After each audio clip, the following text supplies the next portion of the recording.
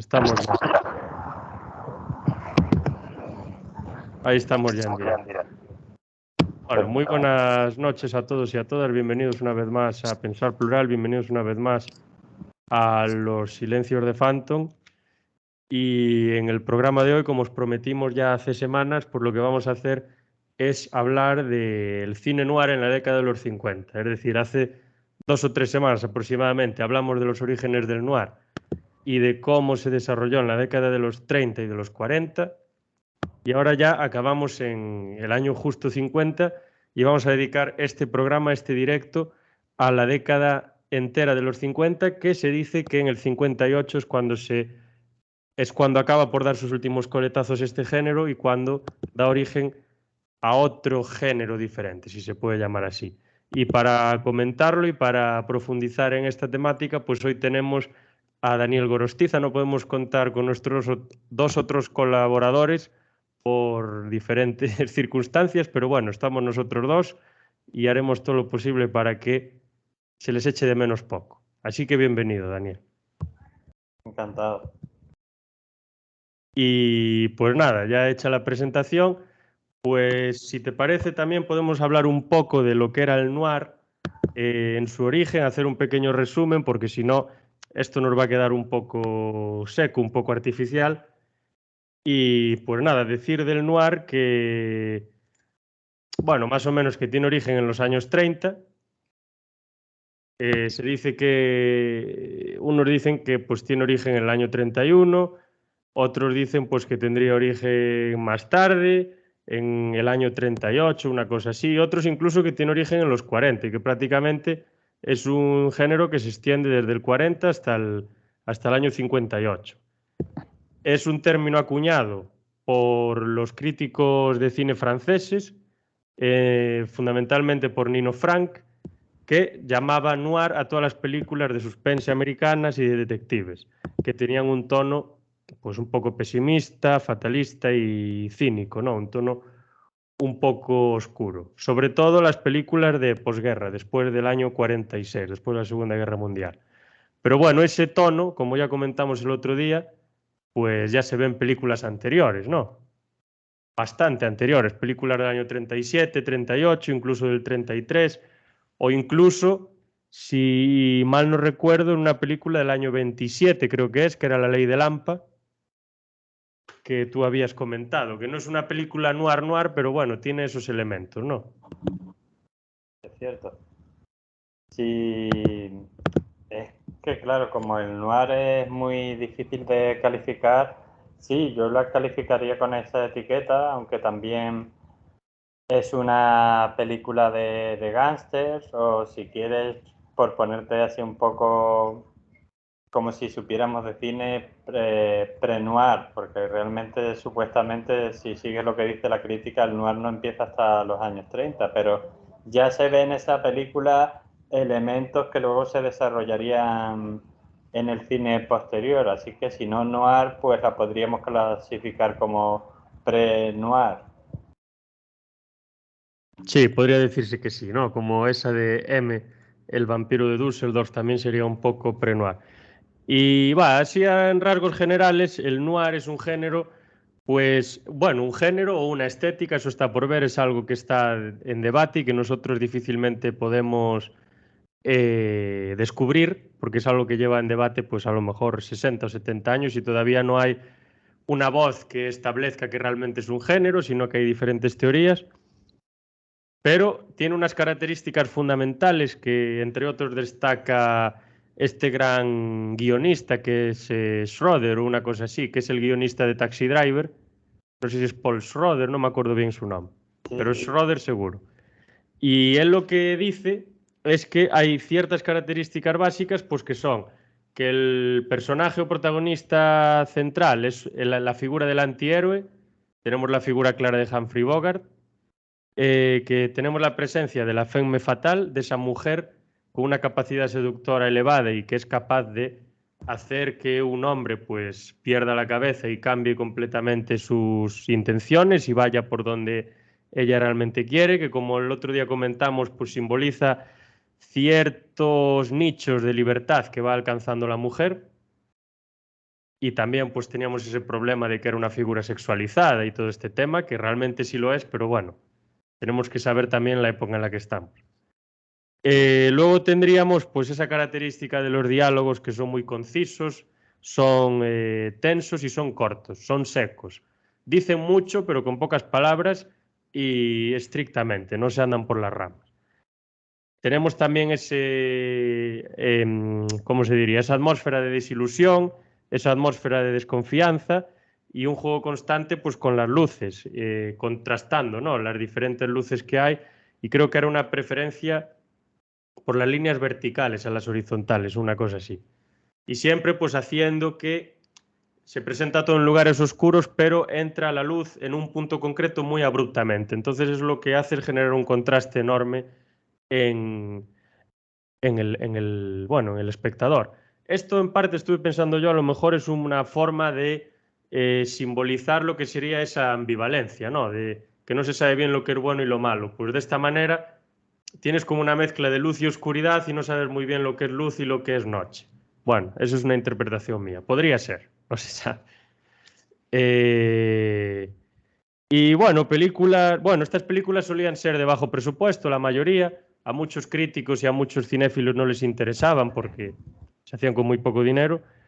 Y tienen influencia pues de buena parte de la literatura. Decíamos el otro día que venía mucho de la hard-boiled fiction, que eran novelas que se escribían sobre detectives e incluso procedimentales también, todas estas cosas, que se escribían sobre todo en los años 30 y que tenían también un toque un poco pesimista, y teníamos a Chandler entre ellos, y obviamente no nos podemos olvidar de las novelas clásicas de detectives como las de Arthur Conan Doyle, que tiene alguna por ahí, y obviamente Sherlock Holmes. Y bueno, también hablamos un poco de que tenía influencia de Dostoyevsky, todo ese pesimismo de finales del siglo XIX y todos estos temas. Sí. Vale, y luego el uso del flashback, y que es pues un personaje que cuenta y como que rememora todo lo que vivió en el pasado y va contando pues todo lo que le pasó como si fuese la película, pero en perspectiva y valorándolo según lo que él piensa, que le llaman voiceovers también, y le da una perspectiva en primera persona, como un relato que él cuenta. Y de esto hay muchísimos ejemplos. La mayoría de las películas noir empiezan así: os voy a contar esto que me pasó con esta persona, con no sé qué, no sé cuánto, y empieza la historia. Y poco más habría que decir así a modo de resumen. Un poco sí que diría que el entorno suele ser urbano, suelen ser entornos de ciudades, grandes ciudades, con esa suciedad, ese humillo propio de las grandes ciudades, esa contaminación, y fundamentalmente dos ciudades en Estados Unidos, ¿no?, que van a ser Nueva York y Los Ángeles. Si nos vamos al cine noir francés, ¿qué tendríamos? París, incluso Marsella, a lo mejor en alguno. Y si nos vamos al cine noir británico, pues vamos a tener Londres y, hombre, en algún caso seguramente Birmingham también, o Liverpool. Bueno, más Manchester que Liverpool. Yo quería Y sí, adelante. 3 cosillas a lo que tú has dicho, que está muy bien. En primer lugar, el tema que hemos hablado fuera del podcast de el cambio un poco de entorno en la década de los 50 del cine noir, porque sí es verdad que en los de los 30, los años 30 y 40 era urbano totalmente en ciudades, pero las películas de los 50, muchas de ellas te llevan a otros sitios. Por ejemplo, películas de las que luego hablaremos, de Hitchhiker, el autoestopista, pasa en el desierto mexicano. Y por ejemplo, Sed de Mar, aunque pasa en una ciudad, la mayor parte tiene partes que pasan fuera de la ciudad o bien en el desierto, o bien. Entonces, yo creo que en el cine noir de los 50 se amplía un poco, digamos, el escenario. Eso por un lado. Y por otro lado, otro detalle importante que yo destacaría, que tú también me lo has señalado, es la ausencia de la femme fatale tan característica de los años 30 y 40. Y yo personalmente tengo una suposición, pero no es nada más que eso, no puedo probarlo ni nada, pero como el cine y la sociedad suelen ser un espejo del otro, o sea, el cine refleja la sociedad a veces refleja su cine, claro, es que la femme fatal al final sí, sexualizada, cosificada, todo de lo que tú quieras, porque estaba escrita mayoritariamente por hombres, es la mujer fuerte y poderosa, la mujer que hace lo que quiere, que no le dicen los hombres lo que tiene que hacer, la mujer que incluso le dice a los hombres lo que tiene que hacer, o tiene a los hombres bebiendo de la palma de su mano. ¿Qué pasa? Que en los 50 esas mujeres existían, pero como los hombres habían vuelto de la guerra, las habían mandado a todas a casa. Algunas se pudieron escapar, pero la mayoría en Estados Unidos las mandaron para casa.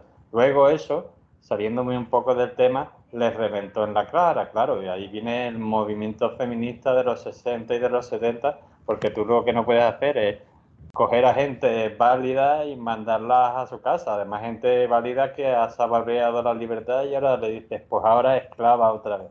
Pues eso no funciona así, pero que independientemente de eso, yo creo que desaparece la femme fatal porque también en la sociedad estadounidense la mujer pasa de ser el motor económico, porque mientras los hombres estaban en la guerra, las mujeres trabajaban en las fábricas, fueron las primeras mujeres ingenieras en Estados Unidos, un largo etcétera, que cuando se acaba la guerra dice, bueno, señoras, todas para casa o para profesiones de mujeres. Entonces yo creo que eso, en mi opinión, es lo que refleja el cine negro de los 50 con la ausencia de la femme fatal. Sí, sí, ahora que lo dices podría ser en parte, bueno, al final el cine es una herramienta de propaganda, ¿no? Eso está claro. Podría ser de alguna forma, pues, propaganda para hacer ver que la mujer que no, que tiene que estar en casa o tiene que estar haciendo cosas relacionadas con la mujer tradicionalmente, como coser, por ejemplo, o ser Sí, cocinera o cosas de este estilo. sí, Sí, la verdad es que se produce, pero aparte es un cambio casi radical, porque es que si ves una película del 49 o del 48, pues tienes la mujer como femme fatal clarísimamente, y luego te paras a ver una película del 50 que podría ser, por ejemplo, tengo por aquí alguna puntada, eh, In a Lonely Place, en un lugar como solitario, o La ciudad cautiva, o El autoestopista. Aquí donde están las mujeres. Bueno, en el autoestopista es la directora, pero luego el papel de las mujeres en un lugar solitario sí que tiene un papel importante la mujer, que es la pareja del escritor que protagoniza, bueno, que interpreta a Humphrey Bogart, pero no es un papel de femme fatal, no es un papel o un rol decisivo en la película, sino que es una persona más normal y corriente, y tampoco está sexualizada ni nada por el estilo, ni usa artimañas ni nada. Y sí que se produce un cambio, claro, y el cambio de los entornos, pues sí, sí que es muy palpable. O sea, por ejemplo, en Sunset Boulevard, que es una película de Billy Wilder del 50, que es una de las películas más de renombre y más reconocidas dentro del género noir, aunque bueno, cambia un poco de todo. En esa sí que hay una femme fatal muy clara, que es a la que va, bueno, este personaje que es un guionista, creo que necesita inspiración, una cosa así, va a su casa y allí pues se encuentra con unas cosas muy raras, ¿no? El inicio de la película de Sunset Boulevard es genial, con esa piscina y esa escena del crimen, y eso es un clásico que se ha repetido en la historia del cine constantemente. Incluso en series se han hecho menciones y demás. Pero el entorno no es un entorno común, no es un entorno urbano, o sea, son chalés por ahí en Hollywood y demás, pero no es el corazón de Los Ángeles, la ciudad desnuda, no, la ciudad en sí misma. Y luego la película que comentaste tú, Sed de Mal, y el autoestopista de Hitchhiker, el entorno, o sea, no es una ciudad absolutamente para nada.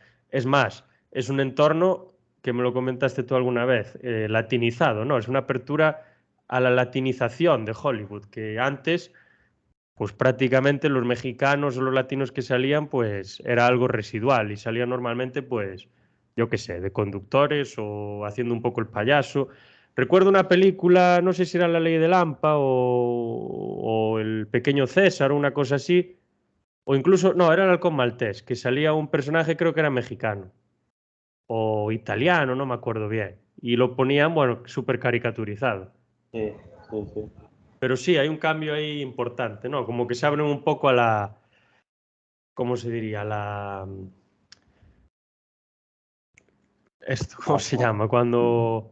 Multiculturalidad. La multiculturalidad, eso, perdón. La pluralidad, la diversidad era lo que quería decir. Totalmente. Pues sí, sí que se nota. Y bueno, ya que cojas a Charlton Heston y le pintes el pelo de negro, ya dice, si Charlton Heston se pinta el pelo de negro es por algo. Bueno, porque no te gustarán los actores mexicanos y entonces contratas a Charlton Heston. Que por cierto, se pone a hablar español bastante bien en la película. Yo no sé si tú sabes si él hablaba español o únicamente estaba imitando lo que le ponían en el guión. No sé decírtelo, pero lo cierto es que, claro, en aquella época había una productora americana, creo que se llamaba Bronson, que tenía unos estudios aquí en España que rodaron en diferentes sitios, pero sobre todo en Almería, partes de Madrid y tal y cual, que lo digo porque Charlton Heston aquí rodó, me vienen a la cabeza 3 películas, de entrada El Cid, y alguna otra de sus películas épicas las rodó aquí en España. Entonces es posible que aprendiera algo de español, porque bueno, estuvo parte de su carrera aquí. Sí, Ben-Hur, sin ir más lejos, no se había rodado en alguna parte de España o algo así. Ben-Hur creo que también, sí, sí. No me acuerdo bien, no sé si en Burgos o en Madrid o no me acuerdo bien dónde. Por ahí, sí, sí, se rodaron muchas. Otra película que creo que se rodó aquí, que eso es cachondísimo, pero no tiene que ver con el cine noir, pero para que veas las cosas que se hacían en aquella época, esta es un poco posterior, los 55 días en Pekín, pues no se fueron a Pekín a rodarla, la rodaron por aquí, por España, y eso es una cosa que a mí siempre me ha hecho mucha gracia, porque claro, ves en el cine y dices, ¡guau, París! Y a lo mejor no lo han rodado ni en París, Sí, sino, igual lo rodaron en Cuenca. claro, ese es el tema. Pero sí, yo supongo que algo de español sabría, y si no, pues se lo aprendería bien, pero es muy característico el hecho, es que porque yo esa peli en concreto no la había visto, había oído hablar de ella, pero no la había visto. Por ejemplo, otras como Extraños en el tren, Vértigo, es así.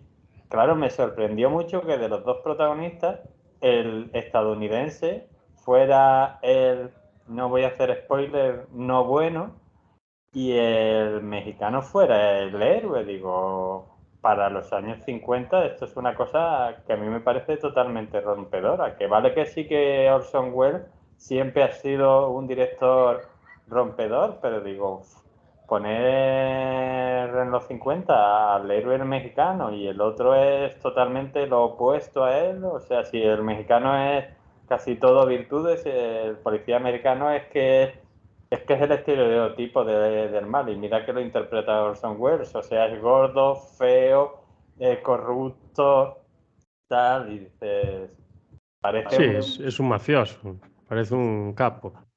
Totalmente, entonces es algo rompedor, sí, yo creo que en aquella época, en ese sentido, sí empezó a haber un poco apertura, por lo menos, a lo que es México o la cultura latina o como quieras decirlo, sí, yo creo que un poco sí. Sí, tiene toda la pinta, tiene toda la pinta. Luego, esa es una película que tiene algo muy característico que choca mucho con el noir clásico, ¿no? Como decía antes, se dice que a partir de esta película el noir se acaba y empieza el neo-noir. Y luego vienen un montón de cosas más.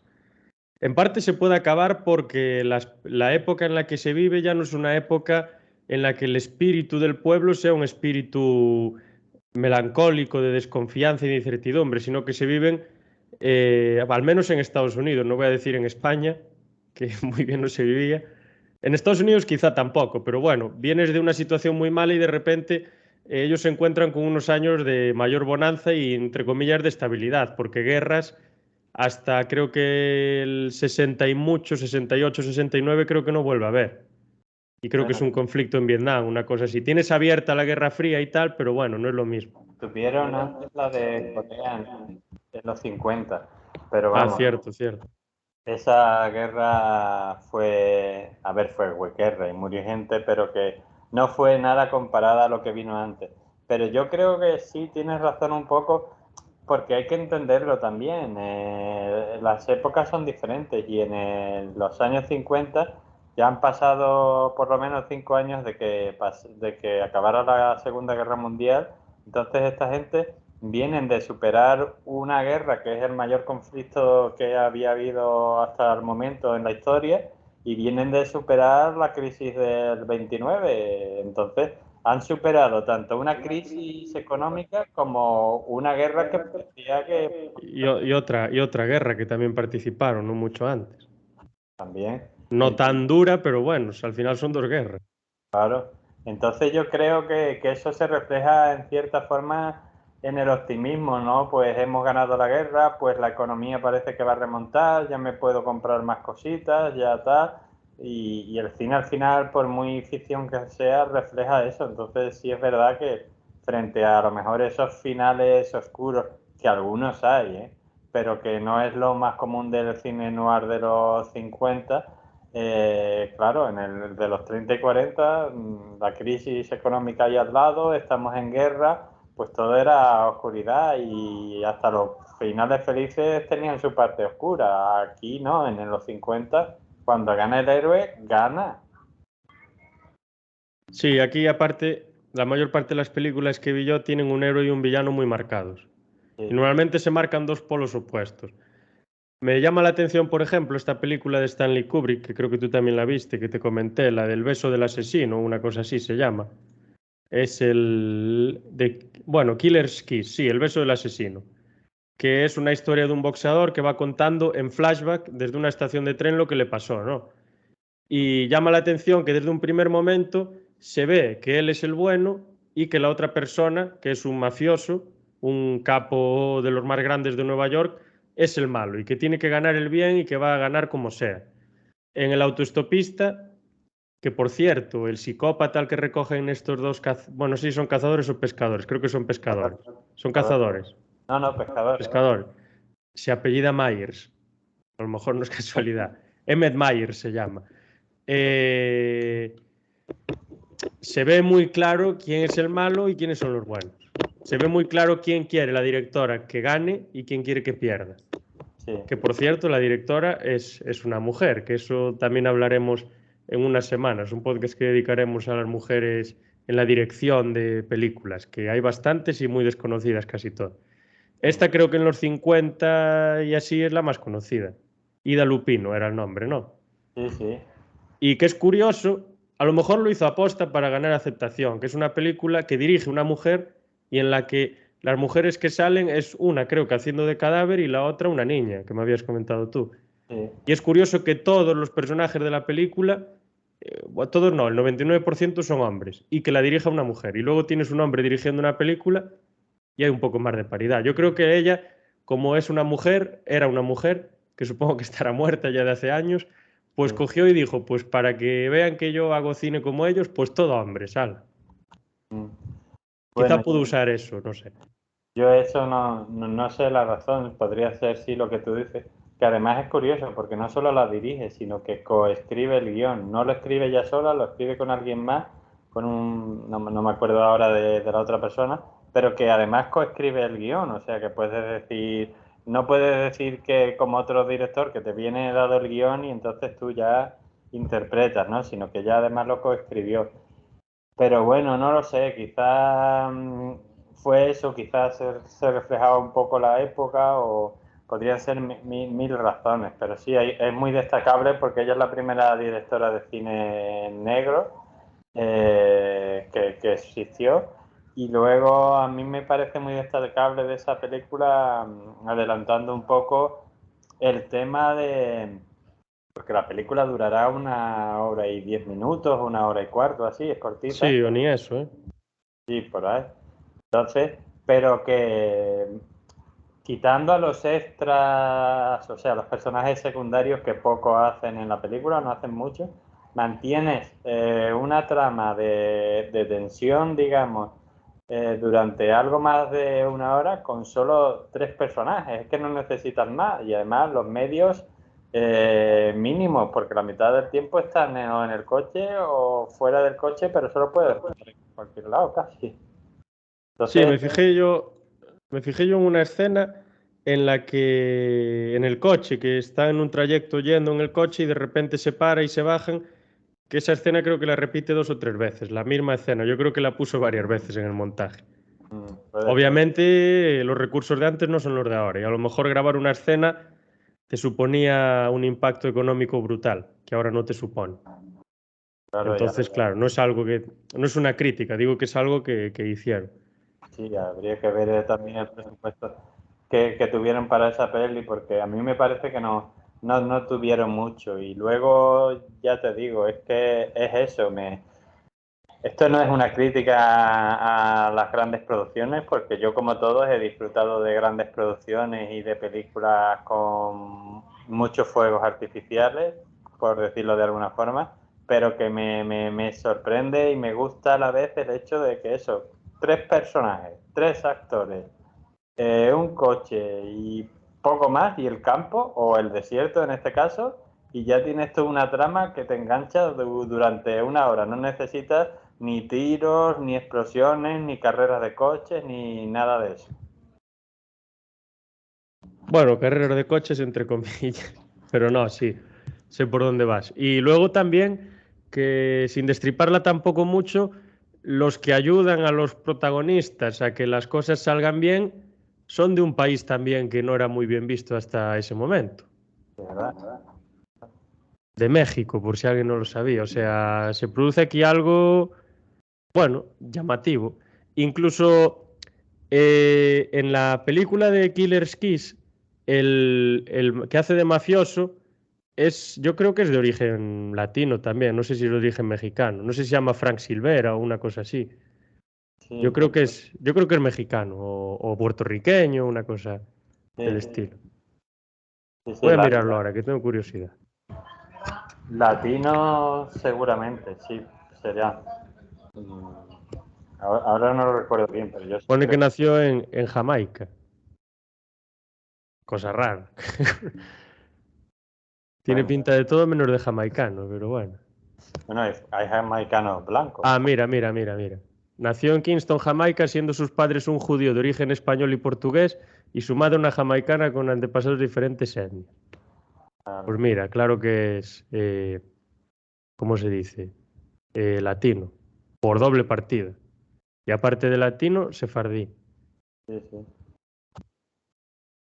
Pues sí, mira, qué curioso. Pero sí, sí es verdad que los retratan mejor en estas pelis a los mexicanos, y en esta misma del autoestopista, pues sí, y digamos que la policía que hace lo que tenga que hacer la policía, para no entrar en muchos spoilers, pues al final es la policía mexicana, porque claro, lógicamente, porque es en su país donde pasa, o sea, la policía americana allí prácticamente sí sale un agente ahí hablando con un policía mexicano y poco más, pero no hace nada. Que te digo yo a ti que muchas películas de hoy en día tendrías al poli americano ahí metido en México deteniendo a la autoestopista sin, por cierto, jurisdicción ninguna, pero bueno, el cine.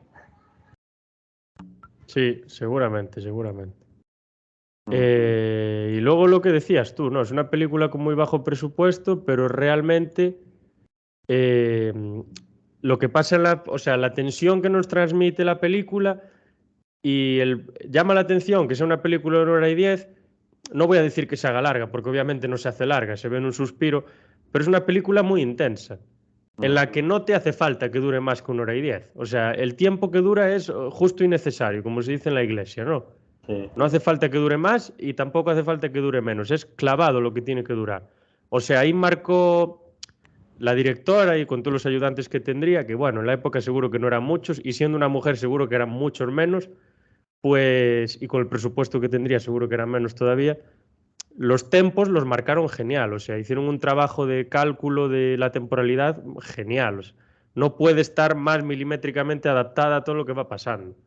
mm, Y la tensión que se presenta es genial. O sea, en todo momento en la película, hombre, no es una película que te genere una tensión como te puede generar Expediente Warren o Halloween, una película de este estilo, Sí, pero sí que te genera una tensión importante, ¿no? Es palpable, se ve.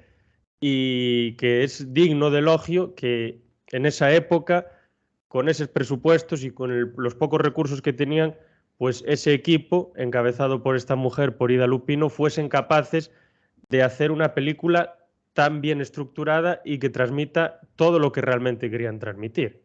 Y incluso hoy en día, con todos los recursos que tenemos, no somos capaces muchos, bueno, no somos capaces, no son capaces muchos, yo no voy a incluir que yo no soy director ni nada, de hacer películas con esa misma tensión, que te transmitan esa misma atmósfera.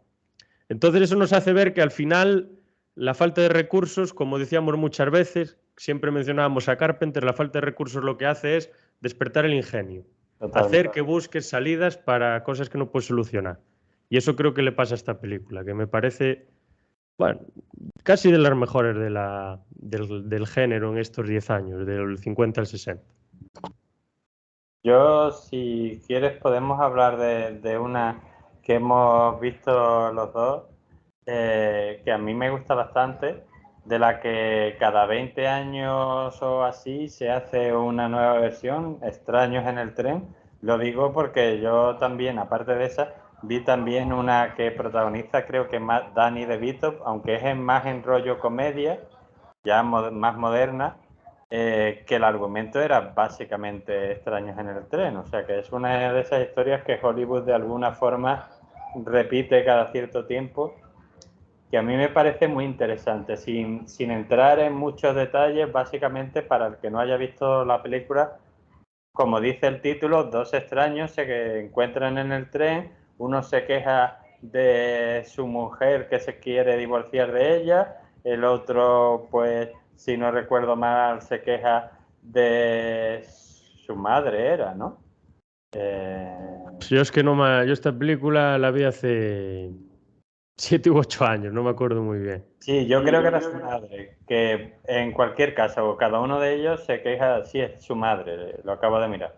Pero cada uno de ellos se queja de una de las mujeres de su vida y entonces uno de ellos, porque el otro se lo toma un poco a WhatsApp, porque claro, yo creo que ahí Hitchcock es bastante realista, porque es como, imagínate, cualquiera de los dos te encuentras a esa persona que te plantea lo de intercambiarse los asesinatos, pues tú lo primero que piensas es, este tío se está quedando conmigo y tal, y entonces como que le dice que sí, pero en plan de, bueno, por seguirte la broma. Y luego de repente su mujer, porque todavía no se ha divorciado de ella, aparece, o sea, desaparece y parece ser, y se la da por muerta. Y ahora aparece el otro individuo y le dice, y ahora te toca a ti, tienes que matar a mi madre. No voy a seguir la trama, pero tiene todo ese suspense. Aparte de que sí, tiene cosas de atmósfera de cine negro, pero tiene sobre todo ese gran suspense de el señor Alfred Hitchcock. Y la verdad que la trama es muy interesante, pero ahí también, por concluir un poco, y ya te dejo que tú comentes, se ve muy claramente quién es el bueno de la historia y quién es el malo. O sea, el que se toma broma en el tren toda la historia que le está contando al otro, tú ves desde el principio que si bien no es perfecto, va a ser el héroe de tu historia y el otro, conforme va avanzando la trama, vas dándote cuenta, si no te has dado ya cuenta, de que es el villano y además villano típico. O sea, es una persona malvada, una persona que idea intercambiar asesinatos para que no nos relacionen con cada uno con el otro, porque así la policía, como no tiene relación con este muerto, no va a saber bien qué pista seguir y tal. Entonces, es un poco diferente al cine noir de los 30 y 40 en ese sentido, pero aún así una gran película, cuidado. Sí, yo tenía la idea en mente un poco, ahora que la recuerdo así un poco, que era un psicópata, uno de ellos. Sí, sí, total. Y bueno, como que usaba, perdón, las artimañas un poco para intentar convencer al otro, para satisfacer sus propósitos. Y realmente sí, desde el principio se veía que uno realmente pues iba por unos derroteros muy claros, el otro que una persona entre comillas normal. Creo que era un que jugaba al tenis o una cosa así rara, no me acuerdo muy bien. Sí, sí, Es que yo la vi hace un montón, tengo así recuerdos de aquella manera de la película. La iba a volver a ver, pero al final tenía una lista y empecé a enganchar una con otra y al final me olvidé. sí, Pero creo que sí. pero aparte lo que pasa es que él, pues eso, se quería divorciar de la mujer y se quería casar con otra chica de buena familia y tal. Te puedes imaginar un poco la escena. Pero sí jugaba al tenis, pero lo que pasa es que supongo que al entrar en esta familia, pues luego, pues seguramente, como se hacía en aquella época, pues le encontrarían otro trabajo más digno, entre comillas. Sí, claro, claro. Como los futbolistas de aquella época también, que cuando se casaban lo que sea, buscar otra cosa. Sí, Sí. y luego creo que la mayor parte de la película, quitando los flashbacks que hay, que creo que hay unos cuantos, es en los vagones del tren. Buena parte de la película creo que es. Sí, tienen parte en el tren y luego sobre todo porque, sin entrar mucho, porque del asesinato de la mujer del protagonista, digamos, del héroe de nuestra historia, no vemos mucho. Y de eso no voy a comentar. Como no vemos mucho, no vemos nada. Se sabe que ha desaparecido y el otro aparece y dice, la maté yo. Y ya. Y luego la mayor parte de la película, si bien parte importante se sucede en el tren, es en el entorno de este tenista, ¿no? Pues en su casa, en su ciudad, porque el otro se le aparece varias veces para que cumpla de... Y alguna vez en casa del villano, pero generalmente casi todo pasa en la ciudad. De hecho, sin entrar en el argumento, el final, que me parece muy de Hitchcock, sucede en la típica feria, que eso luego lo ha tomado mucho el cine de terror, ¿no? La típica feria que se supone que es sinónimo de felicidad, diversión y tal, pues lo que sea que pase, no tan feliz, pasa en la típica feria americana. Eso yo creo que es un poco en este sentido de Hitchcock, de cogerte algo que tú asocias con algo bueno y ahora te lo planteo como el escenario de algo muy malo. Es un poco, la feria, te refieres a estas ferias tipo circo, ¿no? De Estados Unidos. Sí, Con tipo, esa música medio de circo, con esas carpas y todo eso. sí, sí, los Sí, algodones. eso es muy clásico de Hitchcock. Me recuerda siempre que veo una escena relacionada con eso. Bueno, creo que hay una película de Batman de dibujos en la que persigue al Joker, que también es en una feria, sí, una historia así rara. No me Sí. acuerdo ahora el título porque son tantas que las mezclo todo. Pero siempre todas esas escenas me recuerdan a una película que es El Circo de los Horrores, en la que sale Donald Pleasence, que es en un circo todo lo que pasa, y esa típica feria, ese circo, con esa música circense de fondo, con las palomitas, con la gente por ahí de holgorio y demás, y claro, en parte juega con eso, ¿no? Que tú asocias eso con la alegría, con pasarlo bien y tal, por una parte, pero por otra parte también juega con que realmente la gente que está allí, pues como están haciendo sus cosas de broma y de pasarlo bien y tal, posiblemente cuando empiecen esas escenas de persecución, de crimen y demás, vayan a pensar que pueda ser parte de algún show o que sean personas que estén haciendo un poco el payaso. Aunque luego pase lo que pase, pero al principio, pues entonces puede jugar también con eso, con la apariencia. Pero sí, yo creo que el suspense lo maneja muy bien y otra vez tenemos el elemento de, ¿cómo se dice? De la ciudad, ¿no? Que lo importante, lo gordo, aparte de transcurrir en un entorno cerrado y que a lo mejor puede ser un poco claustrofóbico para el espectador, aunque la película no transcurra toda en el tren, una buena parte está ahí, están hablando y hablando y hablando y hablando y al final, bueno, a ver. Y luego lo otro que pasa en la ciudad. Y luego ese halo de desconfianza, ¿no? Que se conocen. Yo creo que al principio el que es psicópata se muestra muy amigable con el otro, una persona muy agradable y una cosa así. Y luego como que empieza a soltar cositas y el otro ya empieza, ostras, ¿qué me está diciendo? Pero creo que es un poco, también recoge un poco cómo funcionan esas personalidades, que son personas que en un primer momento o aparentemente son muy tranquilas, muy educadas y muy agradables, pero luego cuando tienen un contexto, una situación que les permite explayarse un poco más, es cuando sacan todo a relucir. Es más, incluso son personas que a lo mejor asesinan a cualquiera a sangre fría y son educados al asesinarlos. Sí, Bueno, tienen lo que tienen. sí. Cualquier caso, muy recomendable. Y enlazando un poco con otra película, que aquí...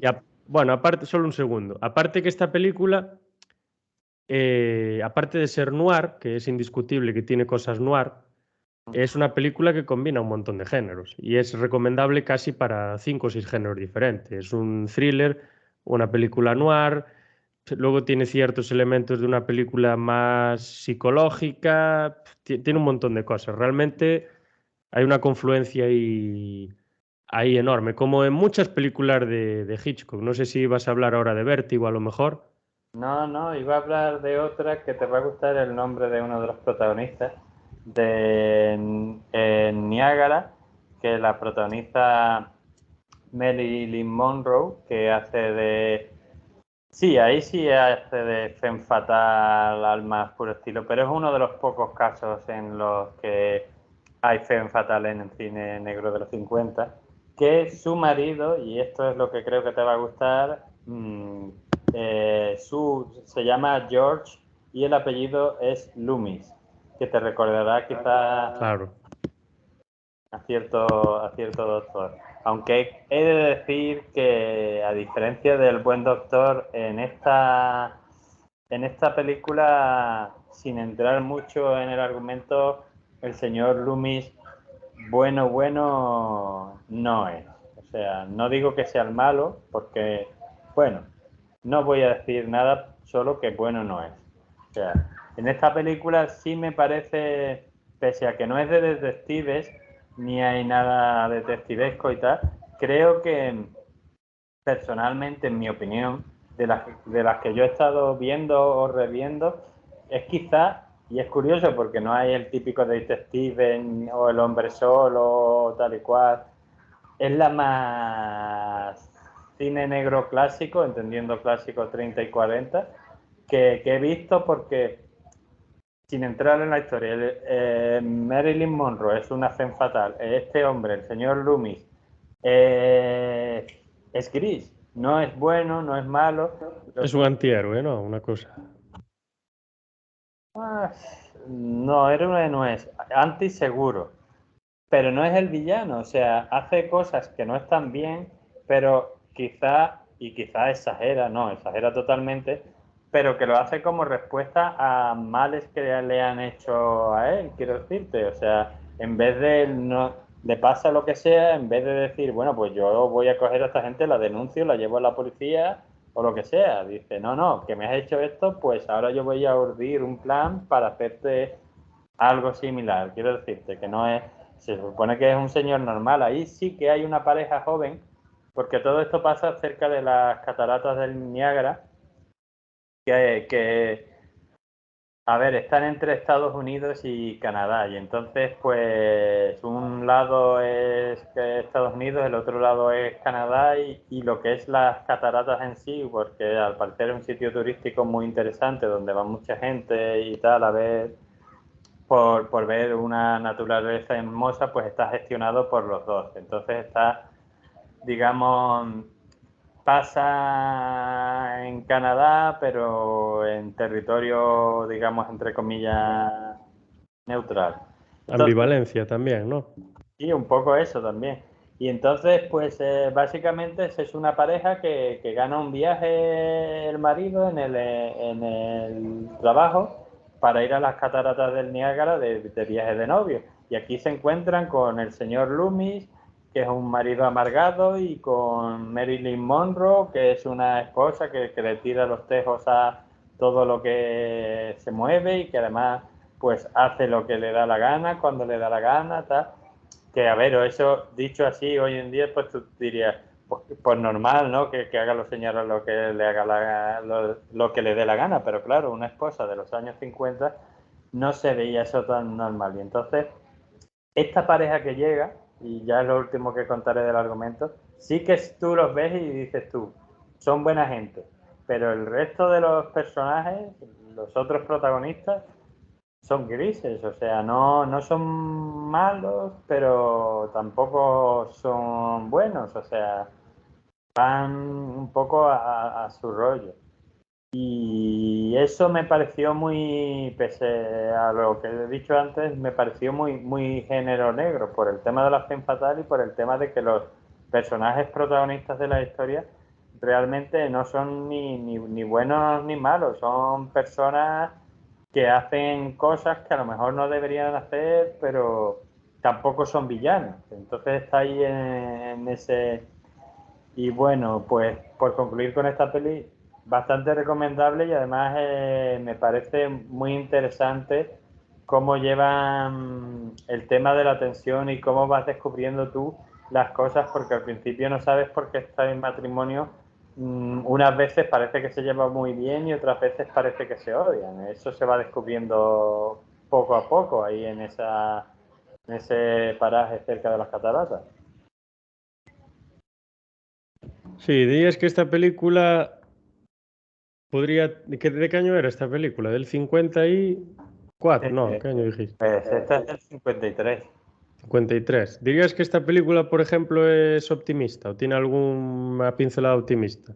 Según lo que cuentas, parece que no. Sí, algo tiene. A ver, no es. O sea, la pareja joven que viene son buena gente y tal, y traen muy buen rollo. Y es que el final, sin desvelarlo, acaba bien, pero acaba mal.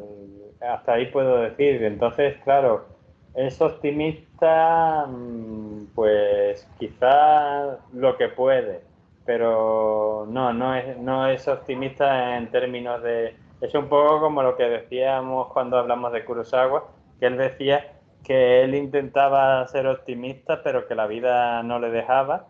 Pues es un poco ese rollo. Hay momentos así optimistas, pero realmente la película optimista no es oscura y un tal, pero claro, ya te digo, ya solo con decirte esto del final, pues es que acaba bien, sí, y acaba mal, también. Entonces no tiene ese típico final feliz de...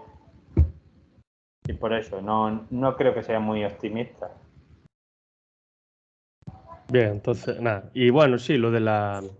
El entorno también cambia, ¿no? Si dices que pasa en el entorno de las cataratas del Niágara, Sí, ya, bueno, ya cambia bastante. Del entorno estrictamente urbano, pues en estos años 50, aunque en los años, en el 38, no sé si os acordáis, de una película que comenté, El bosque petrificado, es sí. un entorno desértico, una gasolinera alejada de la mano de Dios, pero eso es una excepción. Normalmente en esas épocas eran siempre en ciudades, grandes ciudades.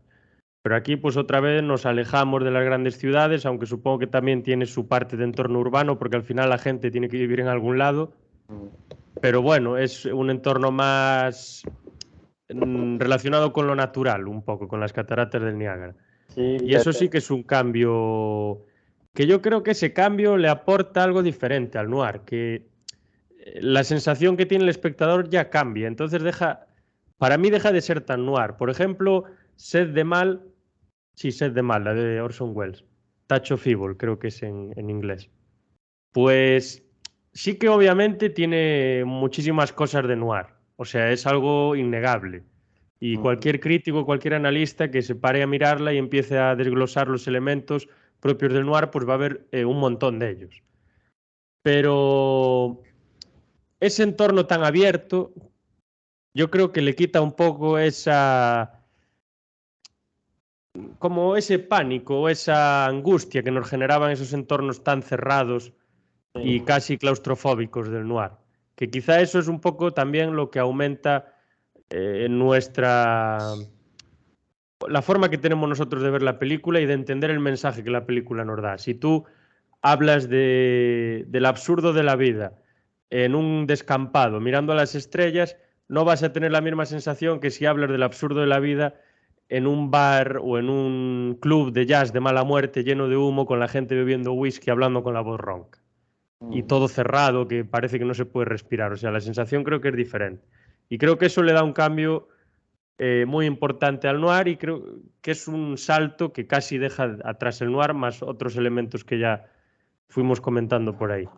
De todas formas, yo creo que si bien en esta en concreto de Niágara cambia eso del entorno, aunque sí es verdad que sí aquí hay un poco de claustrofobia porque aunque pase cerca de las cataratas, que es un entorno natural, la mayor parte de los hechos pasa en la zona esta de cerca del puesto donde están las cataratas, con lo cual que hay un camping y tal, y es una zona un poco cerrada, sí, pero sí es verdad que es un cambio drástico.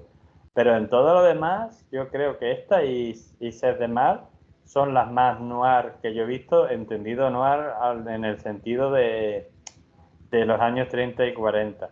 Evidentemente tiene cambios y cambian muchas cosas y hay muchas diferencias, pero me parece más noir en ese sentido a lo mejor. Eso no quiere decir que las otras pelis me parezcan malas, o sea, El autoestopista me parece un peliculón, pero y es noir, creo yo, pero esta me pareció más noir, por las razones que sea, lo vi yo más claro, y eso que yo, como tú, creo, no tengo del todo claro lo que es el noir en sí, pero sí que vi aquí cosas que yo dije, ah, mira, la femme fatal, ah, mira, este señor no es bueno, pero no es malo tampoco, es gris. Sí, sí, sí, total. Y bueno, ahora pensando en Touch of Evil, en Sed de Mal, Uh-huh. ¿a ti no te, en algún momento de la película, no te paraste a pensar de que era un western, en el que se peleaban dos bandas de bandidos diferentes? Sí. O el sheriff y los forajidos o tal. Yo en ciertos momentos de la película dije, esto es un western. Solo que en los años 40, bueno, en los años 50, perdón. En Un la poco. frontera con México, esos entornos desérticos. Bueno, no sé si en la frontera, bueno, en la frontera sí, en una ciudad de Estados Unidos y luego también ciudad en México también, creo que también pasa. Sí, porque era Poco a una, caballo. supongo que ficticia o no, a lo mejor era real. Pero no creo que no se dice el nombre en toda la película. Pero era una ciudad que tenía una parte que era Estados Unidos y la otra parte de la ciudad como que era México. Como que hay una escena de hechos en la que ellos van a investigar el poli americano y su compañero y cruzan la calle y van a México supuestamente. O sea que es una ciudad un poco como pasa en algunos sitios aquí en España, que es mitad portuguesa la ciudad, mitad española, pues era un poco ese rollo, creo yo. Sí, bueno, en Galicia ejemplos hay, que das un paso y estás en una parte de la ciudad y das otro y estás en la otra parte. Y en Bélgica y Holanda, pues ya ni digamos. Pues sí. Entonces un poco eso, pero sí, totalmente tiene elementos de western. Por ejemplo, uno que vi yo muy claro de un tipo de western es la típica historia de ese forastero, ese vaquero que llega a una ciudad que no es la suya y entonces se encuentra una serie de problemas, a veces son maleantes, a veces es el propio sheriff que es el corrupto, como es el Que ahí caso. lo tienes, Queenan, ¿no? Claro. Y al final el forajido, en cierta forma, pues intenta solucionar los problemas de la ciudad. O sea que sí, en eso es un western clavadísimo. Mm. Yo escuché un comentario, no sé a quién y no sé en dónde, de que el noir era el western en la ciudad.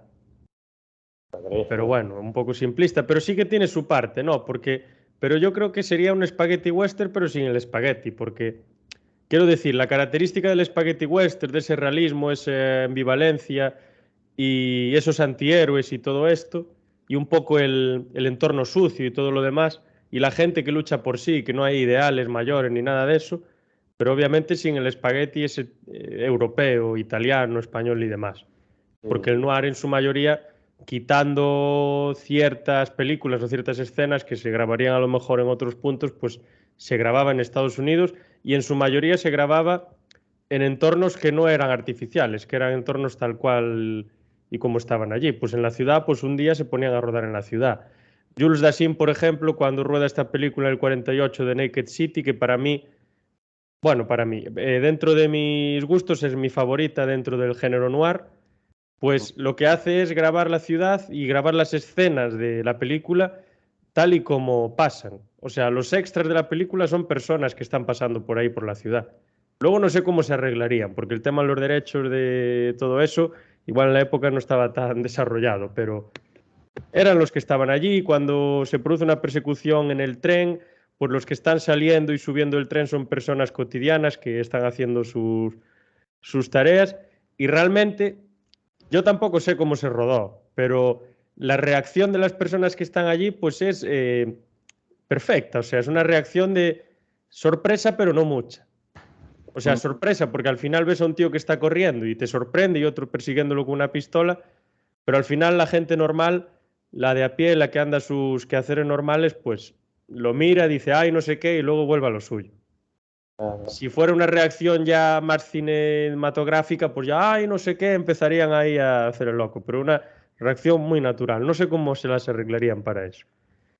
No lo sé, no sé. De todas formas, en aquella época sí que los directores se arriesgaban mucho a hacer cosas diferentes. También el cine, aunque estaba inventado, pues había muchas cosas que todavía no se habían probado. De hecho, muchas de las cosas que hoy en día en cine las vemos normales, se, digamos, sacaron en los años 30, 40 y tal. Por ejemplo, cuando hablamos en el podcast de el cine de aventuras y de Indiana Jones y tal, Indiana Jones se basa en las historias de aventuras de los años 30 y 40. Entonces, claro, probaban muchas cosas nuevas y muchas cosas diferentes. Entonces, no sé yo decirte, pero no me extrañaría que el señor hubiera rodado ahí esas escenas sin decirle nada a nadie. Sí, quién sabe al final. Y bueno, después de comentar esto, pues podríamos pasar. Bueno, la película que dije, que comenté la otra vez, la del bosque petrificado, también puede pasar como western Mm. perfectamente. Luego de comentar esta película, bueno, sé que quieres decir algo más de Touch of Evil, pero creo que entre una cosa y otra, yo creo que fuimos comentando bastante. Bueno, decir que Orson Welles y ¿cómo se llama? Charlton Heston están los dos espectaculares. Ah, y otra cosa que me gustaría comentar, que yo cuando la veía vi ciertas escenas que me recordaron mucho a ciertas escenas de Reservoir Dogs y de Pulp Fiction. Mm. Cuando está esta banda que quiere hacerle ciertas cosas a la mujer bueno, de este detective que es Vargas, que interpreta a Charlton Heston, la música, la forma de vestir, la forma de relacionarse y tal, me recordó muchísimo a tanto a Pulp Fiction como a Reservoir Dogs, a ciertas escenas. No sé si a ti también te pasó. Sí, sí, un poco sí, pero bueno, Tarantino, también otros directores, evidentemente, pero en concreto Tarantino es muy amante del cine clásico, que además sabe bastante de cine y tal, entonces a él le gusta mucho homenajear en cualquiera de de sus películas, pero en concreto en estas dos que te estás diciendo, se da más juego a que sea cine negro y a él le encanta homenajear las películas que él ha disfrutado, ha amado. Entonces, no me extraña nada que él conscientemente haya querido, digamos, sacar eso, esas escenas basadas en Ser de Mal. Sí, yo aparte había leído en alguna parte, en algún lado que sí que realmente había escenas que estaban inspiradas en Sed de Mal. Mm. Pero bueno, eran algunas escenitas, no mucha cosa. No, no me extraña nada, no me Pero extraña nada. bueno, y es curioso cómo presentan, porque aparte de que sí, que realmente se marcan realmente los valores, ¿no? El bueno y el malo y los protagonistas, el bueno, el malo, el héroe y el villano, que aquí, por ejemplo, no se puede decir que Vargas sea un antihéroe tampoco. Yo creo que es un héroe al uso, al 100%. Es un héroe clásico. Solo que tiene el pelo negro, bueno. Sí, pero es totalmente íntegro y tal. Evidentemente no es un santo el hombre, tiene sus defectos, pero se le ve buen marido, buen detective, se le ve un tipo honrado, o sea, sí, es totalmente íntegro. Es como a todo el mundo le gustaría que fuera un agente del orden, por decirlo de Sí, sí, se ve esa, bueno, esa pluralidad y se marca muy claro el villano, que forma. sería Queenan, que sería bueno, es como un sheriff prácticamente, no sé, como el inspector de policía, ¿no? O sheriff no sería, no sé cuál sería comisario, puede ser, No, comisario no, era inspector, creo, o teniente o lo que fuese, inspector, pero sí, sí. Sí, o teniente porque su ayudante era sargento, es verdad. Pero sí, era un cargo importante de la policía, no era el jefe, pero sí que era el inspector, digamos, o más el policía más popular de aquella ciudad. Quizás de aquella manera, pero era el más popular porque al parecer era el único que resolvía todos los casos, claro. Claro, y No, la ciudad estaba tranquila con él. Bueno, ¿a costa de qué? De los tratos que tenía con la mafia. claro, Dices, yo resuelvo todos los casos de crimen, sí, a ver cómo los resuelves. sí.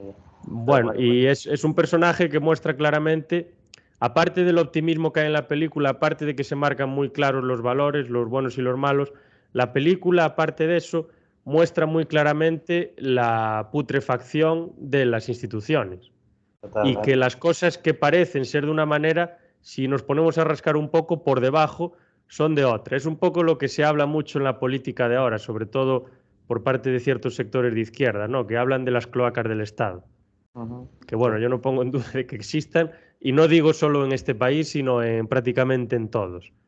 Hay sí. algo por detrás en las cloacas, metafóricamente, obviamente, no viven en las cloacas, o sí, quién sabe, esta gente es muy rara, y están pues metiendo billetes y influenciando y haciendo tratos y demás para que en el poder se mantengan ciertas personas que a ellos les convienen, o que las estructuras que se mantengan pues que sean las que a ellos les convienen pues para desarrollar la vida o la forma bueno, de hacer negocios y demás que existe en un país concreto porque les beneficia a ciertos sectores. Y eso es Sí, algo, obviamente, eso pasa en todos los países.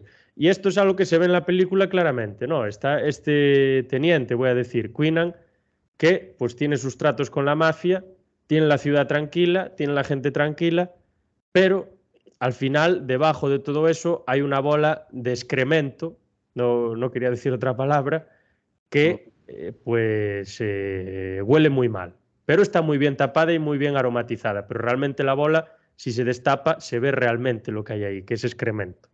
sí, sí, totalmente se ve muy bien. Pero sí que ya vemos un poco, y creo que es una cosa que se irá viendo en el cine posterior, frente a eso la figura del héroe que se enfrenta a la corrupción del sistema, que esto ya saliéndose un poco desde el género negro, podría ser el argumento de prácticamente cualquier película de acción. Muchas de ellas, por ejemplo, protagonizadas por un actor que nos gusta a ambos, el señor Bruce Willis. Pues el argumento de muchas de sus películas es sí, existen las cloacas del sistema, existe esta sociedad paralela que es la que mueve los hilos, pero no os preocupéis que aquí está este héroe, One Hero, que viene aquí a enfrentarse a todo eso y a salvaros. O sea que en el fondo es un poco que te lo muestra, pero te da un poco de optimismo, quizás un optimismo engañoso, porque ya quisiera yo que eso fuera así en la realidad y viniera Bruce Willis y lo solucionara, pero te da esa esperanza de, bueno, está todo muy mal, pero no preocuparos que hay héroes, ¿eh? Y los héroes resuelven las cosas. Sí, claro, claro. Pues sí, claramente. Por ejemplo, se me ocurre esta película que decías tú de un afroamericano que daba como unas clases, una película de los 60, no me acuerdo bien cómo se llamaba. Eh, Creo que la, es también como una especie de héroe que se enfrenta al sistema, una cosa así. sí, sí, Poitier, Sí, exactamente, es. aquí en España la titularon Rebelión en las aulas, Sí, esa es. with love for you, sir, o algo así, o sea, con cariño para usted, señor, porque pasa en Inglaterra. Y sí es verdad que él coge ahí a unos chavales, entre comillas, marginados, que la educación los tenía un poco abandonados, que luego es un argumento que se repetirá hasta la saciedad, y los salva, los rescata totalmente y les da sentidos a sus vidas y tal. Sí, sí, es una película bastante interesante, sí, de los 60, pero sí es verdad que se ve ya el héroe y tal. Y adelantándome un poco a si hacemos el de los 60 y 70, porque es del mismo actor, Sidney Poitier, primer gran actor afroamericano. Bueno, hubo otros, pero digamos que fue el primero en ganar un Oscar y el primero en muchas cosas. Hace esta que también podríamos considerar neo-noir, que es En el calor de la noche, en la que hace el detective. También un poco el forastero que viene al pueblo a resolver los problemas y tal. Un poco western. Y también es eso, o sea, aquí está todo mal, todos son corruptos, pero no preocuparos que aquí llega el señor Sidney Poitier, que es el único listo, que tiene estudios y tal, y que va a resolver aquí todo, y al final todo se soluciona. Entonces, es un poco optimismo falso, creo yo, pero optimismo en cierta forma. Eso parece Sleepy Hollow. Sí, Sí, digo la llegada de ese personaje estudiado de otro ámbito tal. Bueno, sí. muchas películas son así. Hay un montón de esos típicos científicos o médicos que llegan a un pueblo pues que no está demasiado avanzado por los motivos que sean, y que algunos pues son salvadores y otros pues no los pueden ni ver, pero en este caso pues sí que sería Salvador. Sí, sí. Y hay otra película, bueno, si no quieres añadir nada sobre esto, que es La ciudad cautiva de Captive City del 52, que ya es una película que es exactamente lo que estás diciendo tú, una película en la que se muestra un mal estructural, que es la corrupción, la corruptela, y hay una persona, que en este caso es un periodista, que ya también vaya tela que sea un periodista, cuando los periodistas casi todos hoy en día son los que hacen que la corruptela se prolongue y que ciertas ideas, bueno, no voy a calificar ciertas ideas, pero voy a decir ciertas ideas X se sigan prolongando en el tiempo y la gente siga teniendo estupideces en la cabeza porque hay ciertos periodistas que no ejercen periodismo y lo único que hacen es repetir estupideces que les mandan por ciertos sectores, ¿no? Esos que están por debajo. Bueno, y no me alargo más en eso, que si no igual me meto en un lío y me silencian también. No, Pero pero sí, sí, perdón. no, que iba a decir que sí que tienes un poco de razón, es así. Además, a mí me... Luego sí que hay películas de grupos de héroes de diferentes clases y tal y cual, pero sí que es muy, en el noir y fuera del noir, muy típico a partir de los 50, quiero decir, esa figura del héroe solitario, ¿no? Esa especie de llanero solitario, volviendo a enlazar un poco con el western, de ese héroe solo que soluciona los problemas, que ese periodista, por ejemplo, en esta película, ese detective, ese tal, que bueno, ya digo yo, a ver si es cine, es ficción, es tal, pero a mí me gusta ser optimista, pero me parece un poco un optimismo falso, quiero decirte, hay algunos problemas que un señor solo no los resuelve, necesitas a más gente, a lo mejor toda la ciudad para que se resuelva ese problema. Sí, no, obviamente nadie solo resuelve un problema estructural. Puede ayudar a hacer que otros despierten, pero una persona sola no puede resolver un problema estructural en una ciudad de 50.000 habitantes, que esta ciudad es de unos 40 o 50.000 habitantes. Una ciudad pequeña, bueno, Mm. pequeña, pequeña es, pero no es pequeñísima como lo muestran en la... Para Estados Unidos sí, pero aquí en España o en Portugal o en algún país así, pues sería una ciudad pequeña, pero no pequeñísima. Sí, sí. Y pues esta persona lo que hace, pues es, bueno, la dirige Robert Wise, es un director de renombre de la época, y la protagoniza, yo no los conozco muy bien, al que más conozco es, así que lo conozco, John Forsyth, o Mm. Forsyth, no sé cómo se pronuncia, protagoniza también Martin Milner y Victor Sutherland, entre otros. Y lo que hace esta película, pues nos presenta una trama de corrupción que emerge de los bajos fondos, de la mafia que en este caso es italoamericana, también un poco el cliché, bueno, la mayoría lo eran, pero bueno, había un poco de todo, ¿no? En una ciudad, pues que es una ciudad tranquila, normal, próspera, una ciudad media, donde la gente vive en prosperidad, en bonanza, sin problemas, casi todos tienen trabajo, no les va mal, no hay muchos problemas en la calle, no hay conflictos, no hay delincuencia. ¿Por qué será que no hay delincuencia? Claro. Cuando John Gotti estaba vivo y era el que manejaba las familias en Nueva York, en el barrio que se le asignaba a él no había delincuencia. También tiene su parte buena, pero bueno, muchas cosas pasan porque hay algo detrás, como decimos antes. No todo es lo que parece y no es oro todo lo que reluce. Es un poco lo que quiere decir. Creo que es un poco lo que quiere denunciar el noir, ¿no? Sí, sí. Vamos a dejar de confiar en ciertas instituciones y en ciertas estructuras y personalidades porque no es oro todo lo que reluce. Hay bastante excremento debajo de ese oro. El oro solo es la punta del iceberg.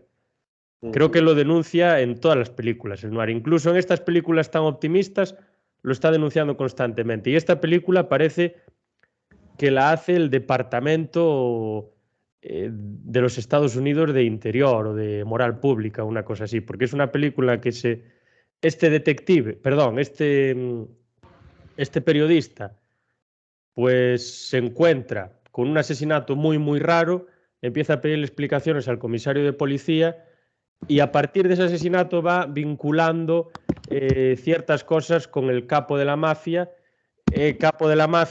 que también lo acaba vinculando después de una pequeña, bueno, una pequeña no, una gran investigación con los dirigentes políticos y con los policías del lugar, que están todos comprados. Este periodista obviamente recibe amenazas absolutamente de todo. Incluso no recibe la aceptación de los miembros de las conferencias eclesiásticas y todo esto de la comunidad eclesiástica, porque ellos también están metidos en el meollo.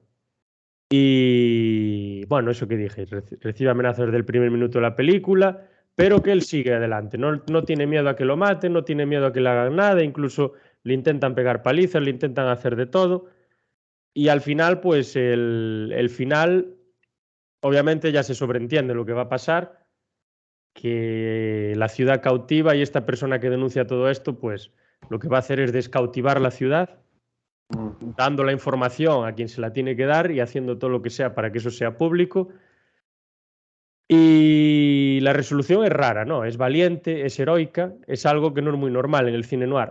Es que en las otras películas que comentamos sí que son optimistas y sí que hay una resolución muy optimista y, entre comillas, buena, heroica y valiente y demás, pero pasan cosas duras, ¿no? Se muere gente, hay palizas, hay muchos problemas.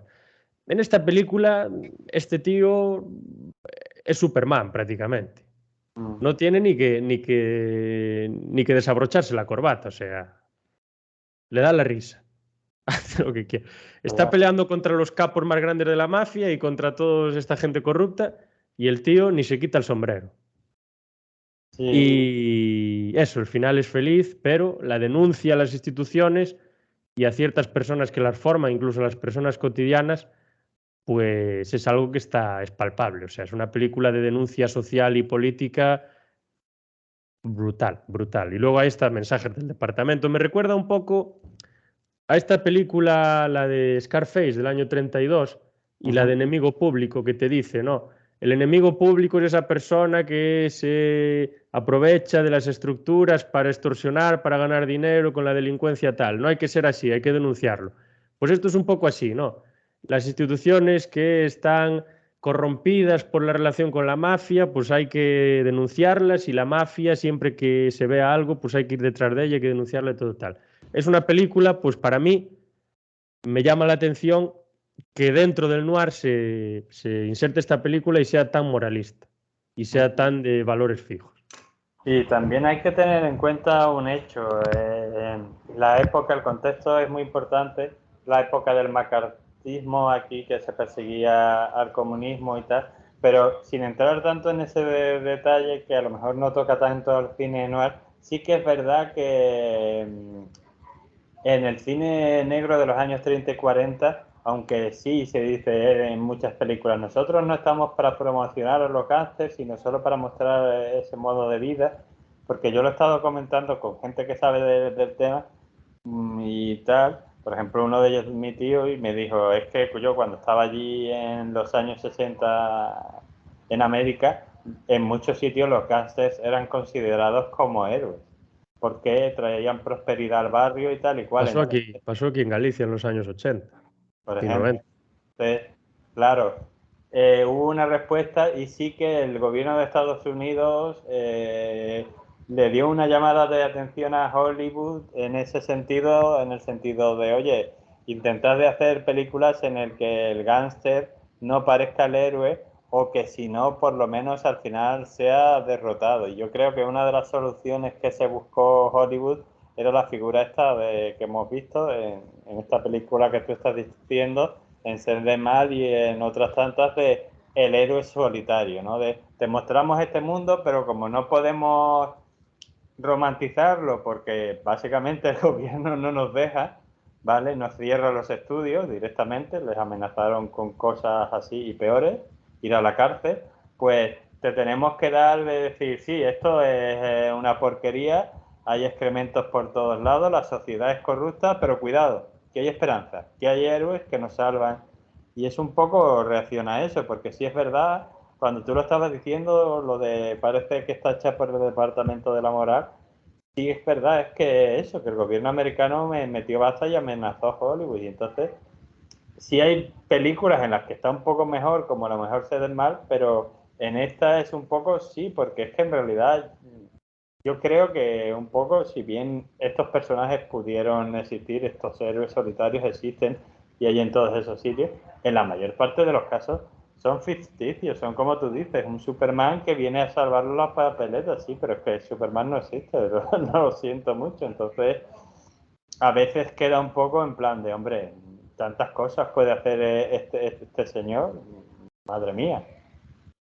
Sí, sí, exactamente eso. Hombre, yo valoro la película como, realmente si es una película de denuncia social y política, la valoro como eso, como el mensaje que intenta dar y de ver que realmente, pues que detrás de ciertas instituciones se esconde todo ese conflicto de intereses, ¿no? Y toda esa putrefacción. Pero claro, el desarrollo de la película, aunque la película está bien, no voy a decir que no, a mí me gustó, pero el transcurso y todo lo que pasa y tal, pues hombre, yo qué sé, una persona que le amenazan 4 armarios empotrados cuando está en el despacho, que no tiene sitio por donde salir, te dicen, mira, o te callas o te destrozamos, al menos en ese momento les vas a decir que sí. Sí. Y luego a lo mejor haces otra cosa, pero en ese momento para llegar a tu casa, sí, sí, sí, no, no os preocupéis, yo me voy, yo desaparezco. Igual luego llegas a tu casa y mandas un informe a quien sea, pero en el momento en el que te vienen esos pedazos de bichos con revólveres y con demás a amenazarte, dices tú, bueno, a ver, vale, voy a intentar irme por otro lado. Pero bueno, es una película, obviamente, y siempre hay casos excepcionales, eso también es cierto, es innegable. Pero también lo que decía es que eso, que Hollywood, perdón, que el gobierno mete mano en Hollywood para que no romanticen a ese tipo de figuras, también en parte yo creo que Hollywood en un momento, o el cine en un momento, aunque luego a finales de los 70, 80 vuelven a romantizar la figura del gángster, Sí. aunque bueno, voy a decir que mucho se dice de Scorsese que romantiza la figura del gángster, pero en absoluto. Es una persona, es un director que romantiza la figura del gángster en unos momentos concretos de su vida. Y Sí. luego ese mismo gángster que en un momento está en la punta de, en top of the hill, como dicen los americanos, o sea, arriba de todo de la colina, que es el rey del mundo, de repente la colina se derrumba y ese gángster está abajo de todo. Y eso Scorsese lo vislumbra genialmente. Lo hace genialmente en Goodfellas, lo hace en Casino, lo hacen en Irlandés, lo hacen de Departed, creo que es también de él. Sí. Incluso creo que aunque no sea de gángsters, en parte también lo hacen en El Lobo de Wall Street, Sí, aunque sí. no sea una película de gángsters. Y más películas del de gángsters por ahí que hay. Mean Streets también, un montón de películas del que de gángsters. Sí, sí. Y bueno, eso, o sea, se romantiza esa figura en los años 30, 40, 50, más en los 40 me parece a mí, en los 30 creo que no mucho, todo lo Ujú. contrario. Sí, Y luego como que el gobierno a lo mejor dice, pues hay que romantizar la otra figura, la opuesta, la del héroe, la de Vargas, la de este, ¿cómo se dice? La de este periodista.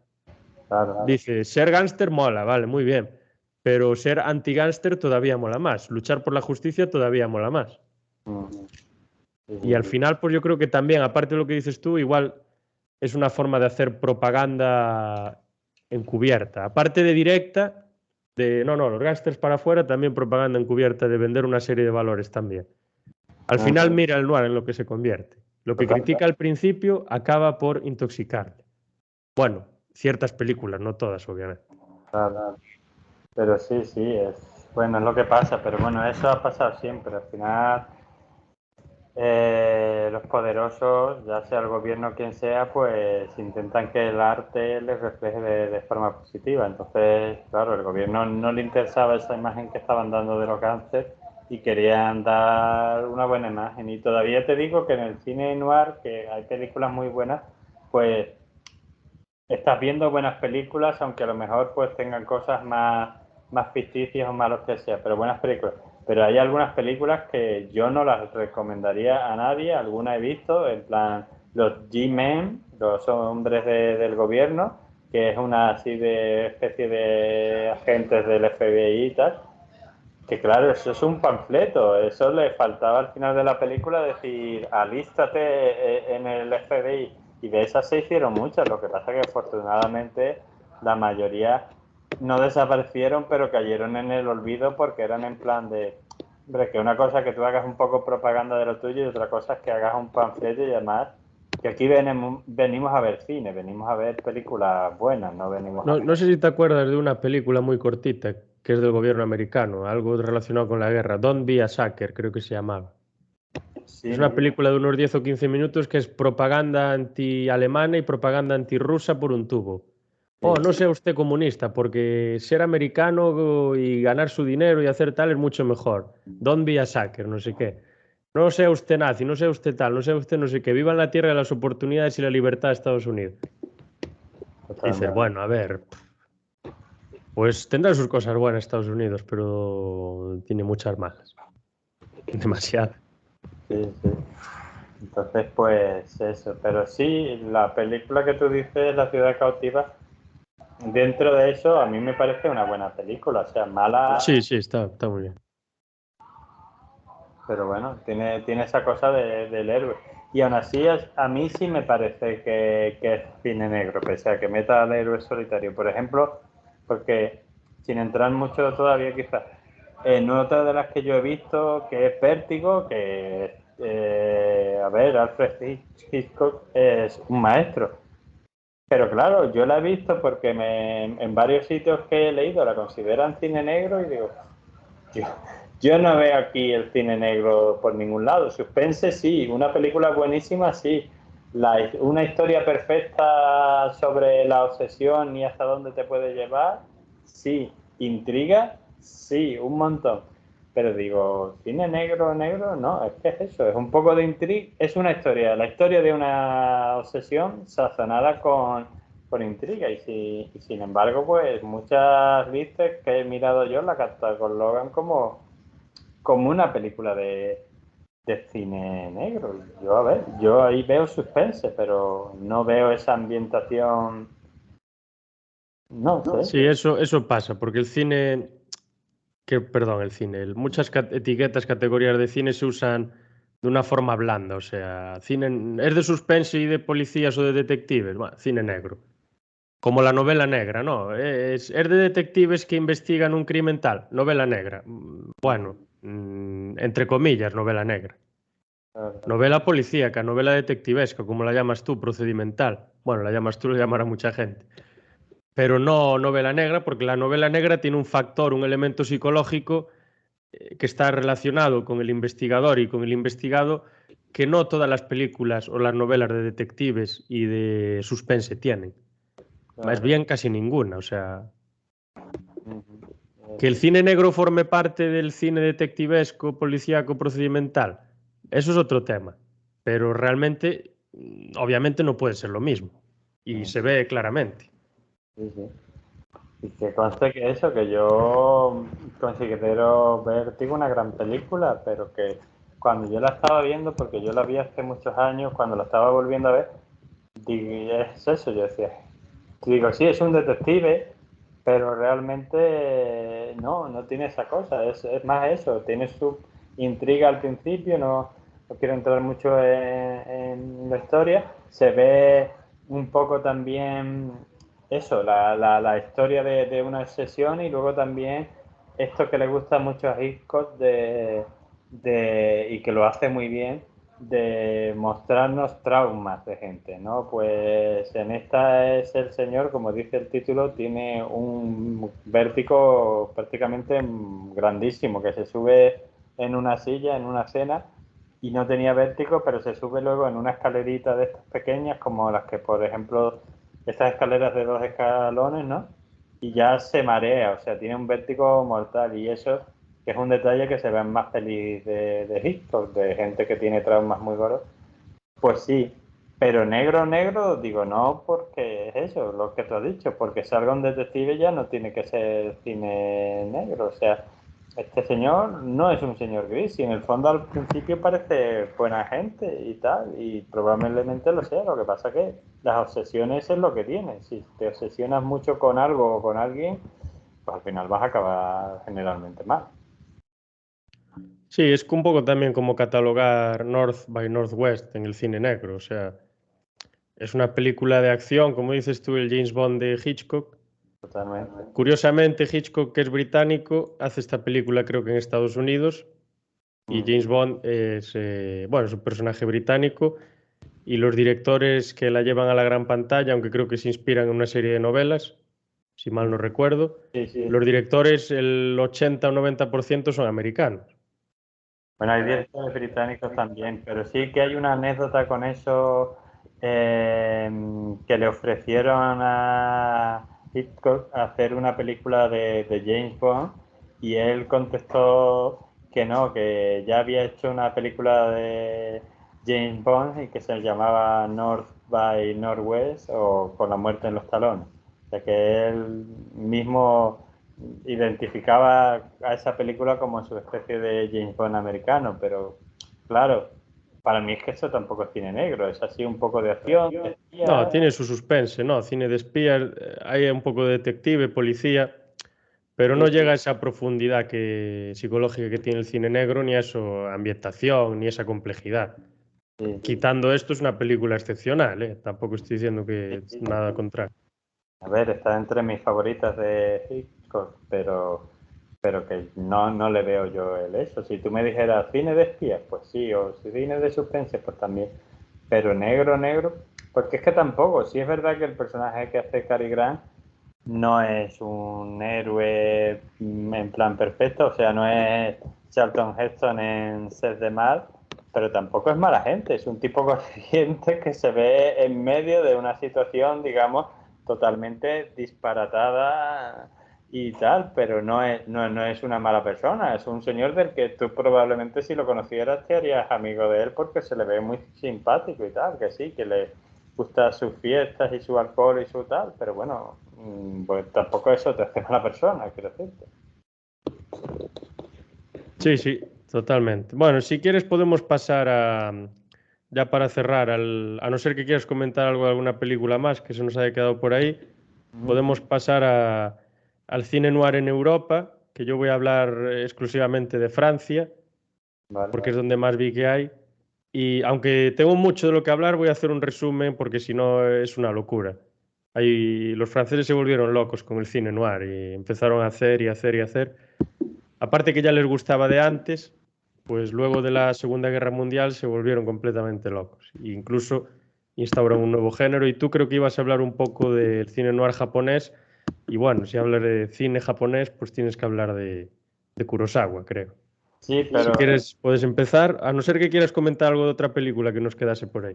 no, esta vez voy a ser muy breve porque es muy curioso, porque cuando lo he estado mirando y tal, sí es verdad que hay bastantes pelis de noir en los años 40 en Japón.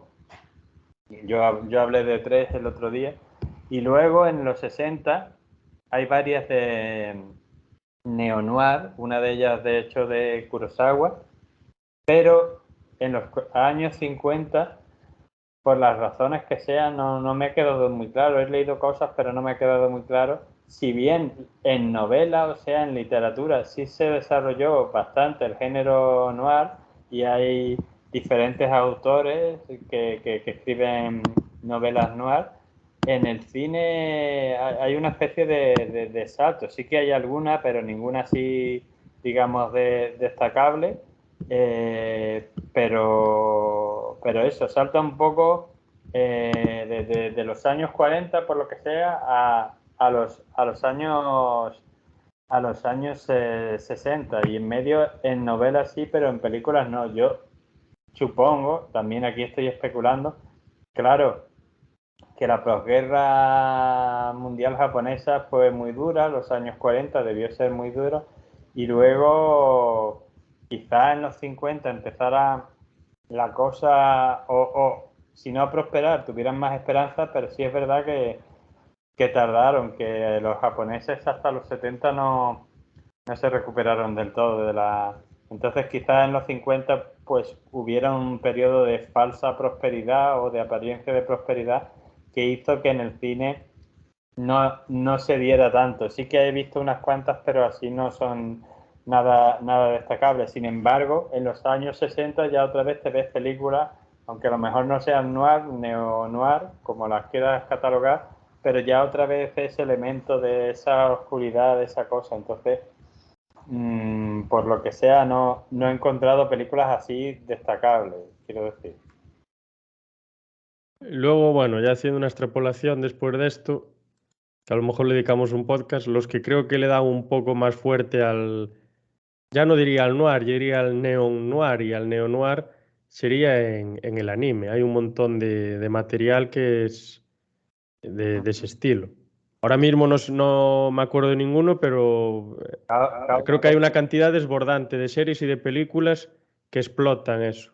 Y por ejemplo, una que tú has visto, que aunque sea de ciencia ficción, que lo es, pero bueno, a veces se mezclan géneros, Cowboy Bebop tiene un elemento noir bastante importante. De hecho, incluso la banda sonora es así jazz, que es muy típico eso del cine negro. Pero sí es verdad que en el anime, que es una cosa más reciente, bueno, reciente no, tiene un montón de años, pero sí en el anime hay series que o bien son puramente noir con su detective y con su cosa, y otras que a lo mejor no 100% como esta que he comentado, pero mezclan géneros y el elemento noir es muy presente y tiene eso de lo que hemos hablado mucho, de esos personajes grises, esos antihéroes y tal. Sí, yo creo que es un género que en Japón ha calado mucho porque ellos ven quizá la vida de forma diferente. En ese sentido, esto sería muy profundo, así que voy a ser muy breve. Son menos maniqueos, por decirlo de aquella forma. En Occidente en Occidente en general y ya en Estados Unidos, por lo que se ve, muchísimo más de el bueno y el malo. ¿Estás conmigo o estás en contra mía? Y en Japón, quizás en Asia en general, son un poco más de, bueno, a ver, aquí hay grados, ni eres malo, ni eres bueno, o incluso entre el bien y el mal hay diferentes grados, no está el héroe y el villano. Sí, sí, eso sí que se nota. Yo me acuerdo de una charla que nos habían dado una señora japonesa hablándonos de su cultura cuando estaba en la universidad y nos decía exactamente eso, que ellos eran un poco ambiguos, que tampoco, incluso se ve en la religión, porque ellos, es ese porcentaje tan loco que da un 180%. Al final hay cristianos que son shintoístas y que son budistas, y en los altares en las casas, si me equivoco, corrígeme, tienen altares al cristianismo, al shintoísmo y al budismo, y lo mezclan todo. No es algo... Aquí en Europa, por ejemplo, aquí en Europa pasaría menos que en Estados Unidos, porque Estados Unidos es como Europa, pero exagerado. Si aquí en Europa se hacen hamburguesas pequeñas, pues en Estados Unidos se hacen hamburguesas del tamaño de una pantalla. Bueno, cosas de eso. Pues en Europa, por ejemplo, si uno es cristiano, no se le pasa por la cabeza rezar a Yahvé, o no se le pasa por la cabeza rezar a Brahma, o ser budista a la vez, ni ser ni profesar la religión celta. O sea, si eres cristiano, eres cristiano. Y lo demás es el contrario. Pero en Japón, según nos contaba esta señora y según alguna cosa que me he ido informando, que son bastante pocas, tienen como esa suerte de ambigüedad. Al final, bueno, yo soy cristiano y le rezo a estos dioses también, ¿no? Sí. Hago la apuesta y si le rezo a todos, pues si no existe ninguno no pasa nada, pero si existe alguno, pues le recé a todos y ya está. Me va a dar favor alguno.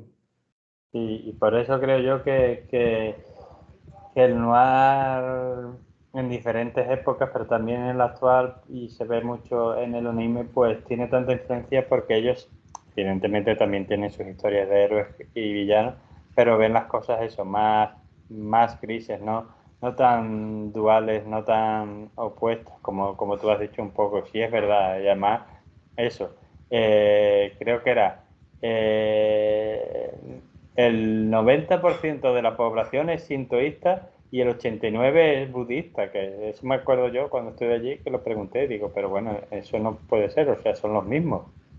Si el 89 y el 90 son la misma gente. Dice, no, es que nosotros, para estas cosas, para las cosas de la vida, el sintoísmo, y para las cosas de la muerte, con el rollo de la reencarnación, el budismo. Y digo, bueno, esto, yo creo eso que tú has dicho. En Europa sería imposible el decir que lo puedan hacer 4, sí, pero que lo hicieran la mayoría de la población, de decir, bueno, ¿tú qué religión tienes? No, pues para esto soy islámico, pero para esto otro soy cristiano porque me gusta el cerdo, y para esto soy judío. Sí, aquí es impensable. Es raro, o sea, a lo mejor a alguno, como dices tú, le podría pasar, pero es residual, o sea, le pasará a uno entre un millón, es rarísimo. Aquí Sí, tenemos esa idea de la confrontación, o eres así, no puede ser un poco, no claro, sé, es raro, ¿no? pero bueno. Para ellos nosotros somos raros por ser tan estrictos o una cosa u otra, y para ellos nosotros, perdón, para nosotros ellos son raros por ser tan ambiguos. Seguro que alguien pues está pensando, pero los japoneses cómo pueden ser así, mezclar tantas cosas y tal. Bueno, pues Claro, cada uno se adapta a lo que le conviene.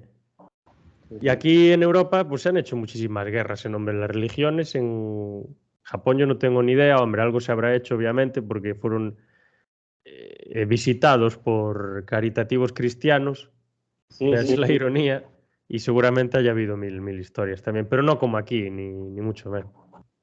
en todos los sitios hay cosas buenas y malas, pero sí, es un género que caló mucho, pero ya te digo, en los años 50, si bien hay grandes novelas y tal, en el cine no tanto por las razones que sea que se me escapan, porque no he leído cosas, pero no he visto una razón clara, o sea, se dan muchas cosas, lo que te he contado de la falsa prosperidad y una serie de cosas, pero luego sí, en los 60 vuelve a florecer y vuelves a encontrar películas noir o neo-noir bastante interesantes.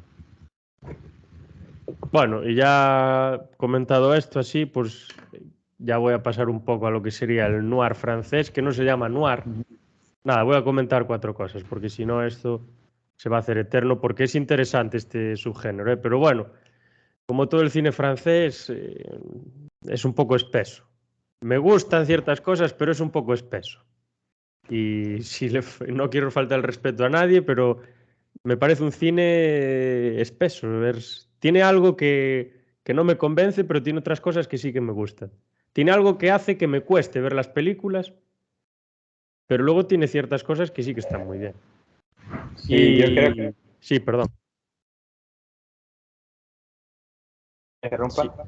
se Eh, te cortó, perdón. se me, Ahora se corté, ¿no? escucha. Yo creo que es un poco como las visitas, que un rato están bien, pero si abusas de ellas, pues ya cansa. Pues el cine francés me pasa a mí por lo menos un poco con eso, que en pequeñas medidas, viendo una película aquí, otra película allá, sí que me encanta y hay películas buenísimas, pero que si se abusa como en las visitas, ya un poco cansa, ya es un poco...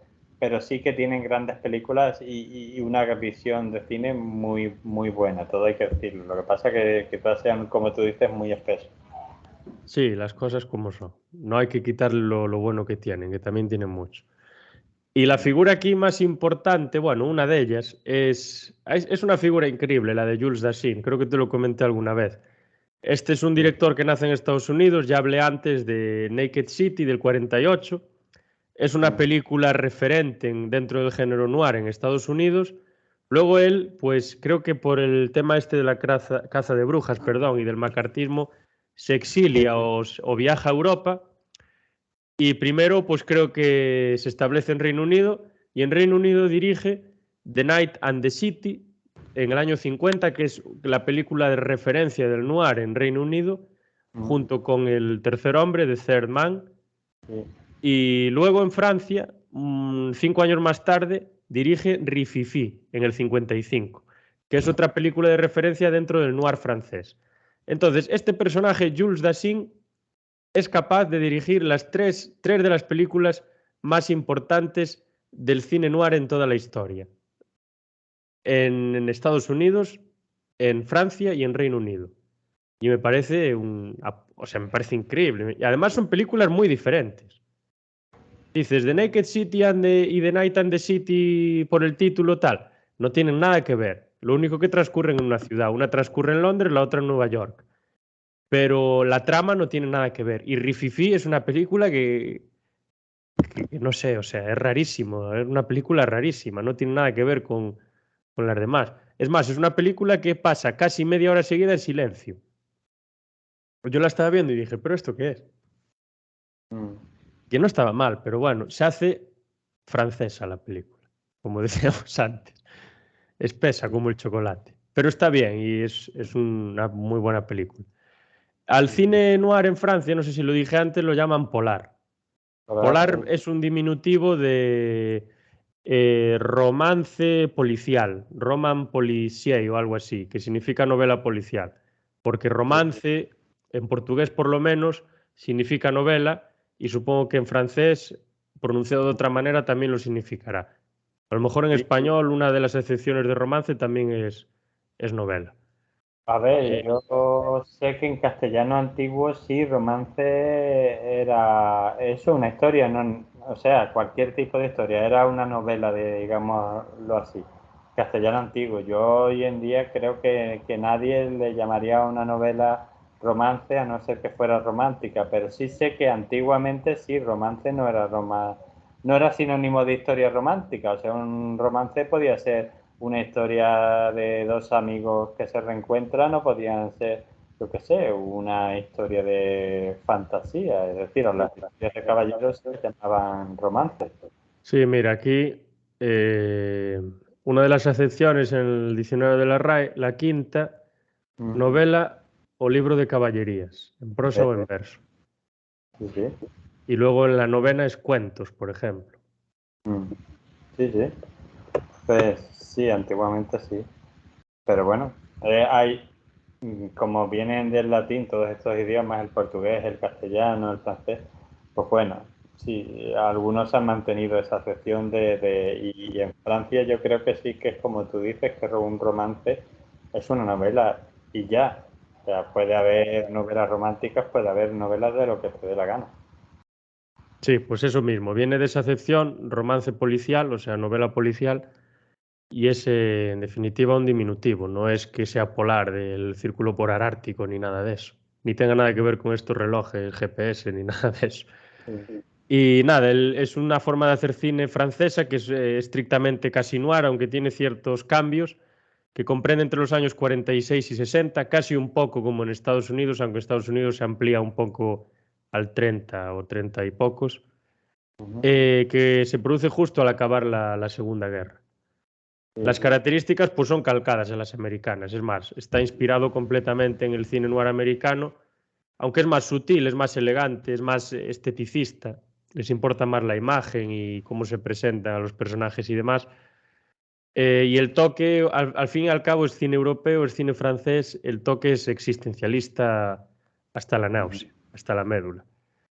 Y en parte tiene influencia de ciertos seriales que se escribían sobre crimen, bueno, se publicaban más bien sobre crimen de los años 20, y luego, pues, el descontento y la desconfianza que genera el final de la guerra, cómo Francia se queda triturada por la maquinaria alemana que los destrozan y todo lo que implica lo que hace Alemania, y cómo su participación en la guerra pues la deteriora enormemente, la situación de pobreza que se producirá y todos los problemas sociales, políticos, económicos y de todo tipo que van a producirse. Pues eso, como decía, a partir ya de antes de los años 30 se produce un clima de crítica social importante, grande. La situación política genera un gran descontento, una gran desconfianza. En parte es lo que pasó en Estados Unidos. Y en parte casi pasó en todo el mundo, o todo el mundo occidental, ¿no? Se produce esa crisis y esto lleva a ciertos artistas que se dedican al cine pues a plasmar sus ideas inspirándose también en las formas propias de los detectives que siempre fueron un poco pesimistas, un poco fatalistas. No llegan al punto del noir, pero siempre tienen un toque así un poco fatalista. Y, en fin, de los directores que más destacan, pues, como dije antes, Jules Dassin, pero luego tenemos a Jacques Becker, que tiene una película del 54 que se considera fundacional, que se considera fundamental dentro del polar francés, que se titula Touché pas au Grisby, no sé si lo pronuncié bien, de francés poco. No toquéis la pasta, viene a ser la traducción en español. No sé si está bien traducido porque yo sé que touché es tocar Sí, y ya está, no sé más. sí, sí. Y Pues sí, luego, bueno, sí, nada, un segundo. Tenemos otra figura también muy importante que será la figura referente 100% del noir francés, del polar, que es Jean-Pierre Melville, que en el 56 dirige Bob Le Flambert. Y ya te dejo. Y luego, nada, digo 4 cosas cuando acabes y yo ya con esto. no, yo sí, la verdad que lo que has contado y lo que me contaste también el otro día parece interesante y un género a explorar. Yo, quizá como en conclusión un poco a todo lo que hemos contado del cine noir, a mí el de los años 50 me gusta mucho. No sé si más que el de los 30 y los 40. Hay cosas que sí, hay otras cosas que quizás no, pero me parece un gran cine y aprovecho, por cierto, para metafóricamente y realmente quitarme el sombrero ante estos señores y señoras, pero sí que veo que es un cine bastante recomendable, bastante interesante y que cuenta muchas cosas y que aún hoy en día te cuenta muchas cosas de cómo está de mal nuestras sociedades, que a veces creemos que son perfectas, y luego pues a veces con pocos medios cómo se puede hacer una historia interesante y tal. Y tiene todo eso que me parece muy cinematográfico y muy entretenido, pero que en ese sentido pues yo creo que a veces en su sencillez, a veces, creo, con esto voy a concluir, está su grandeza, porque un problema que tengo yo con las películas, muchas películas de intriga de hoy en día, es que de complicarlo tanto y de querer darte el último giro y contragiro del giro del giro, al final, el final no tiene sentido, es en plan de, bueno, si esto es así, este personaje que al principio actuó de tal forma, no debería haber actuado así, quiero decir, o cosas. Y ahí ves muchas veces que con mucha suspense, mucho intriga en estas películas, pero con su sencillez te mantienen en más tensión o te mantienen en más intriga que si constantemente te estoy intentando engañar, porque al final yo eso lo considero engañarte. ¿Te crees que es esto? No, pues es lo opuesto. ¿Te crees que es esto? Pues no, es lo opuesto. Me estás mareando. Eso no es intriga. Intriga es que yo no sepa, pues yo qué sé, por qué este señor es un amargado y por qué se lleva mal con su esposa. Entonces, yo se lo recomiendo a la gente porque son grandes películas, porque muchas de las películas que hemos visto ahora se basan en estas películas y porque eso, su sencillez quizá es donde a veces reside su grandeza. Sí, sí, completamente, completamente. Y pues nada, añadir a esto que un poco así cambia la característica. Por ejemplo, los antihéroes del noir americano pues solían ser tipos bastante duros, ¿no? Como Humphrey Bogart, es el prototipo de un tío duro y demás.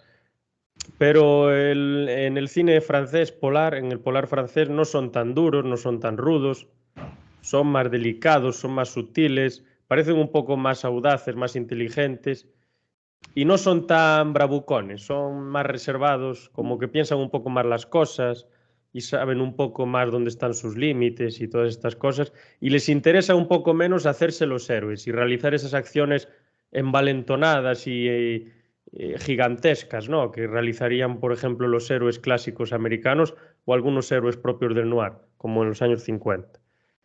Las femme fatales no son tan sensuales tampoco, perdón, femme fatales, no son tan sensuales, no son tan seductoras, son mucho más sutiles, son mucho más recatadas y la convicción que ellas realizan, la persuasión que ellas realizan, se basa mucho más en la capacidad que tienen para convencer con la palabra que en ciertas armas de seducción que se mostrarían en el cine americano. Ese es un elemento que cambia bastante.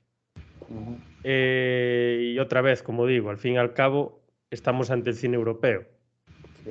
Los europeos somos un poco más sutiles que los americanos. No mucho, pero un poquito más.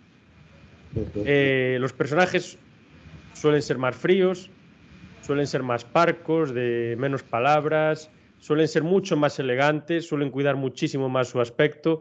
Es raro ver a uno con barba de 3 días. Humphrey Bogart la llevaba siempre. No, estos franceses tienen que llevar la barba toda afeitada y tiene que brillar después de echarse lo correspondiente que fuese el aftershave en la época.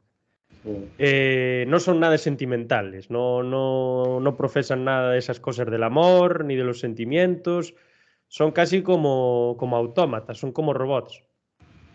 Y es un cine que me recuerda mucho a los comienzos del noir de los 30 y de los 40, que es un cine de resignación, que se acepta el destino fatal. El héroe del noir es un héroe que a lo mejor es capaz de recuperar un botín robado y aparecer muerto flotando en el río con el botín en la mano y pues quien lo perdió lo recupera y ya está. Ese es el héroe del noir. Claro, en una película americana esto no puede pasar. En una película americana el héroe recupera el botín y llega con el botín y le pegan los malos en la cabeza, ¿no? Pero en el cine francés polar pues sí que pasa. Un tío es capaz de recuperar o de rescatar a un niño que secuestraron, coge su coche, pues lo monta en su coche, se lo lleva, se estampa y el niño queda vivo y él no. Pero realmente realiza un acto heroico, pero es un acto heroico como que que no está envuelto en optimismo, no está envuelto en valentía o heroicidad. Es algo, esto es lo que me toca, esto pasó y ya está, no tiene más. Y la muerte se convierte en algo muy estético, muy esteticista. Y como que los personajes esperan, los héroes de estas películas, los antihéroes más bien, esperan su trágico final. Es algo que aceptan y que quieren que llegue. Y es un cine pues todavía más realista, si cabe, con respecto al noir de los Estados Unidos. Y realmente ante esto, pues ya no tendría más que añadir. Creo que comentamos una gran cantidad de películas. Se quedan muchísimas, porque hay muchísimas, pero tampoco podemos abarcar todas y siendo 2 también tendríamos que hablar mucho más. Pero creo que sí, que realmente casi comentamos todas las que queríamos. Así que si quieres te dejo hacer unas conclusiones y luego ya te respondo y ya acabamos.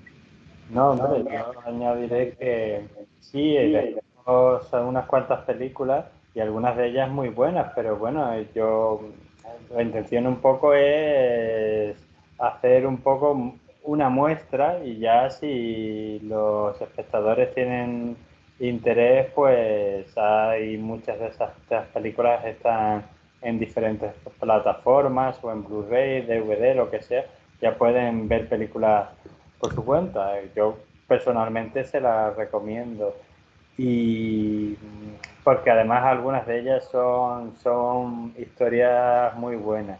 Sí que es verdad que, ya digo, estas últimas pues tienen un poco a veces falso optimismo y tal, pero bueno, a ver, el cine es ficción, quiero decirte, por muy gris que fuera el halcón maltés, en el fondo el personaje que era muy gris y todo lo que tú quieras y un borrachín y tal, pero era el más listo de todos y no siempre el detective es el más listo, o sea que hay que entender que el cine al final es ficción por muy realista que quiera hacer. Entonces yo el cine de los años 50 negro, pues la verdad que lo recomiendo mucho, me gusta mucho y porque además creo que ahí van a encontrar un cine de gran calidad y a mí otra cosa que me gusta mucho y que tú lo has comentado un poco es sobre todo cuando tú descubres algunas de estas películas y te das cuenta que otras películas que tú has visto posteriores tienen tal o tal escena o tal lo que sea. Eso es muy interesante. Eso es como, por poner un ejemplo, y con esto concluyo, como cuando yo después de ver 40.000 películas de invasiones alienígenas, un día cojo en mi adolescencia y me leo La Guerra de los Mundos y digo, ah, vale, o sea que lo que han repetido hasta la saciedad de todas estas películas es lo que escribió este señor a finales no, a principios del 20. Entonces, lo que le va a pasar, creo yo, a muchos espectadores, porque me ha pasado a mí, por ejemplo, es cuando veas algunas de estas películas que no has visto, decir, ah, pues esto de esta película y esto de esta otra viene de aquí. O sea, el origen está aquí.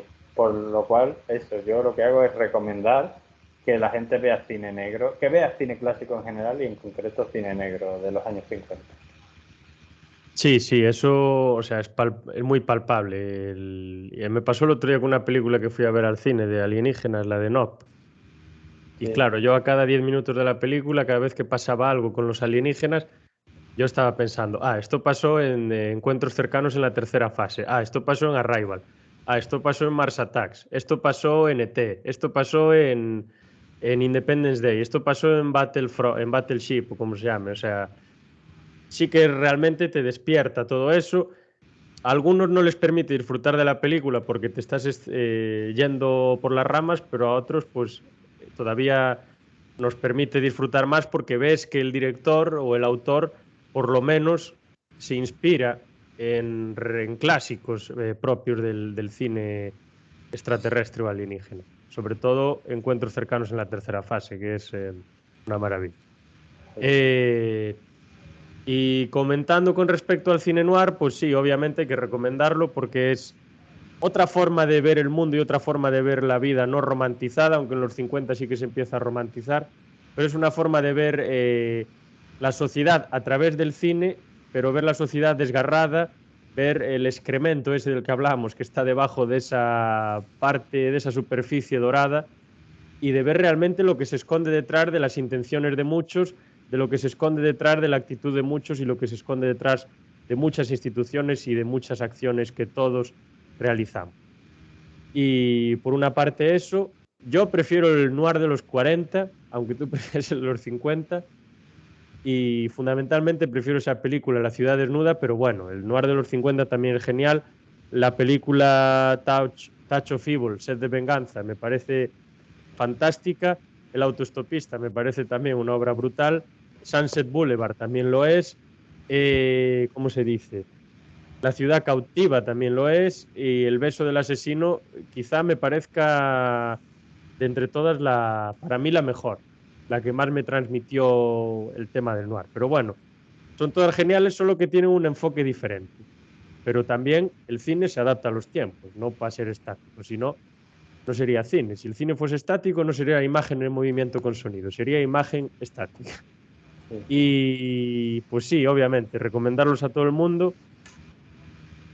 Y poco más que añadir. Que nos vemos Bueno, nos veremos la siguiente semana, pero hablando ya de otra cosa, no haciendo podcast, sino hablando sobre la guerra, no, perdón, La máquina del tiempo, que ya hablabas de H.G. Wells, pues vamos a hablar de H.G. Wells, de La máquina del tiempo, Daniel y yo. Y dentro de 2 semanas creo que vamos a hablar de las directoras de cine en sus orígenes, y aparte de eso en los años 30 y 40, me parece. Sí, sí. Así que bueno, todos invitados y muchas gracias por estar con nosotros y bueno, gracias a Daniel obviamente por su colaboración y a ver si dentro de 2 semanas ya podemos contar con más colaboradores. Que entre una cosa y otra pues se van cayendo. Pero bueno, hacemos lo que podemos. Así que eso, muchas gracias y hasta la próxima. Hasta la próxima. Y a los que no han venido, un saludo, en especial a uno en concreto, al señor David. Te esperamos. Un saludo, nos quitamos el sombrero. Te esperamos aquí, con el sombrero sin él. Venga, hasta la próxima.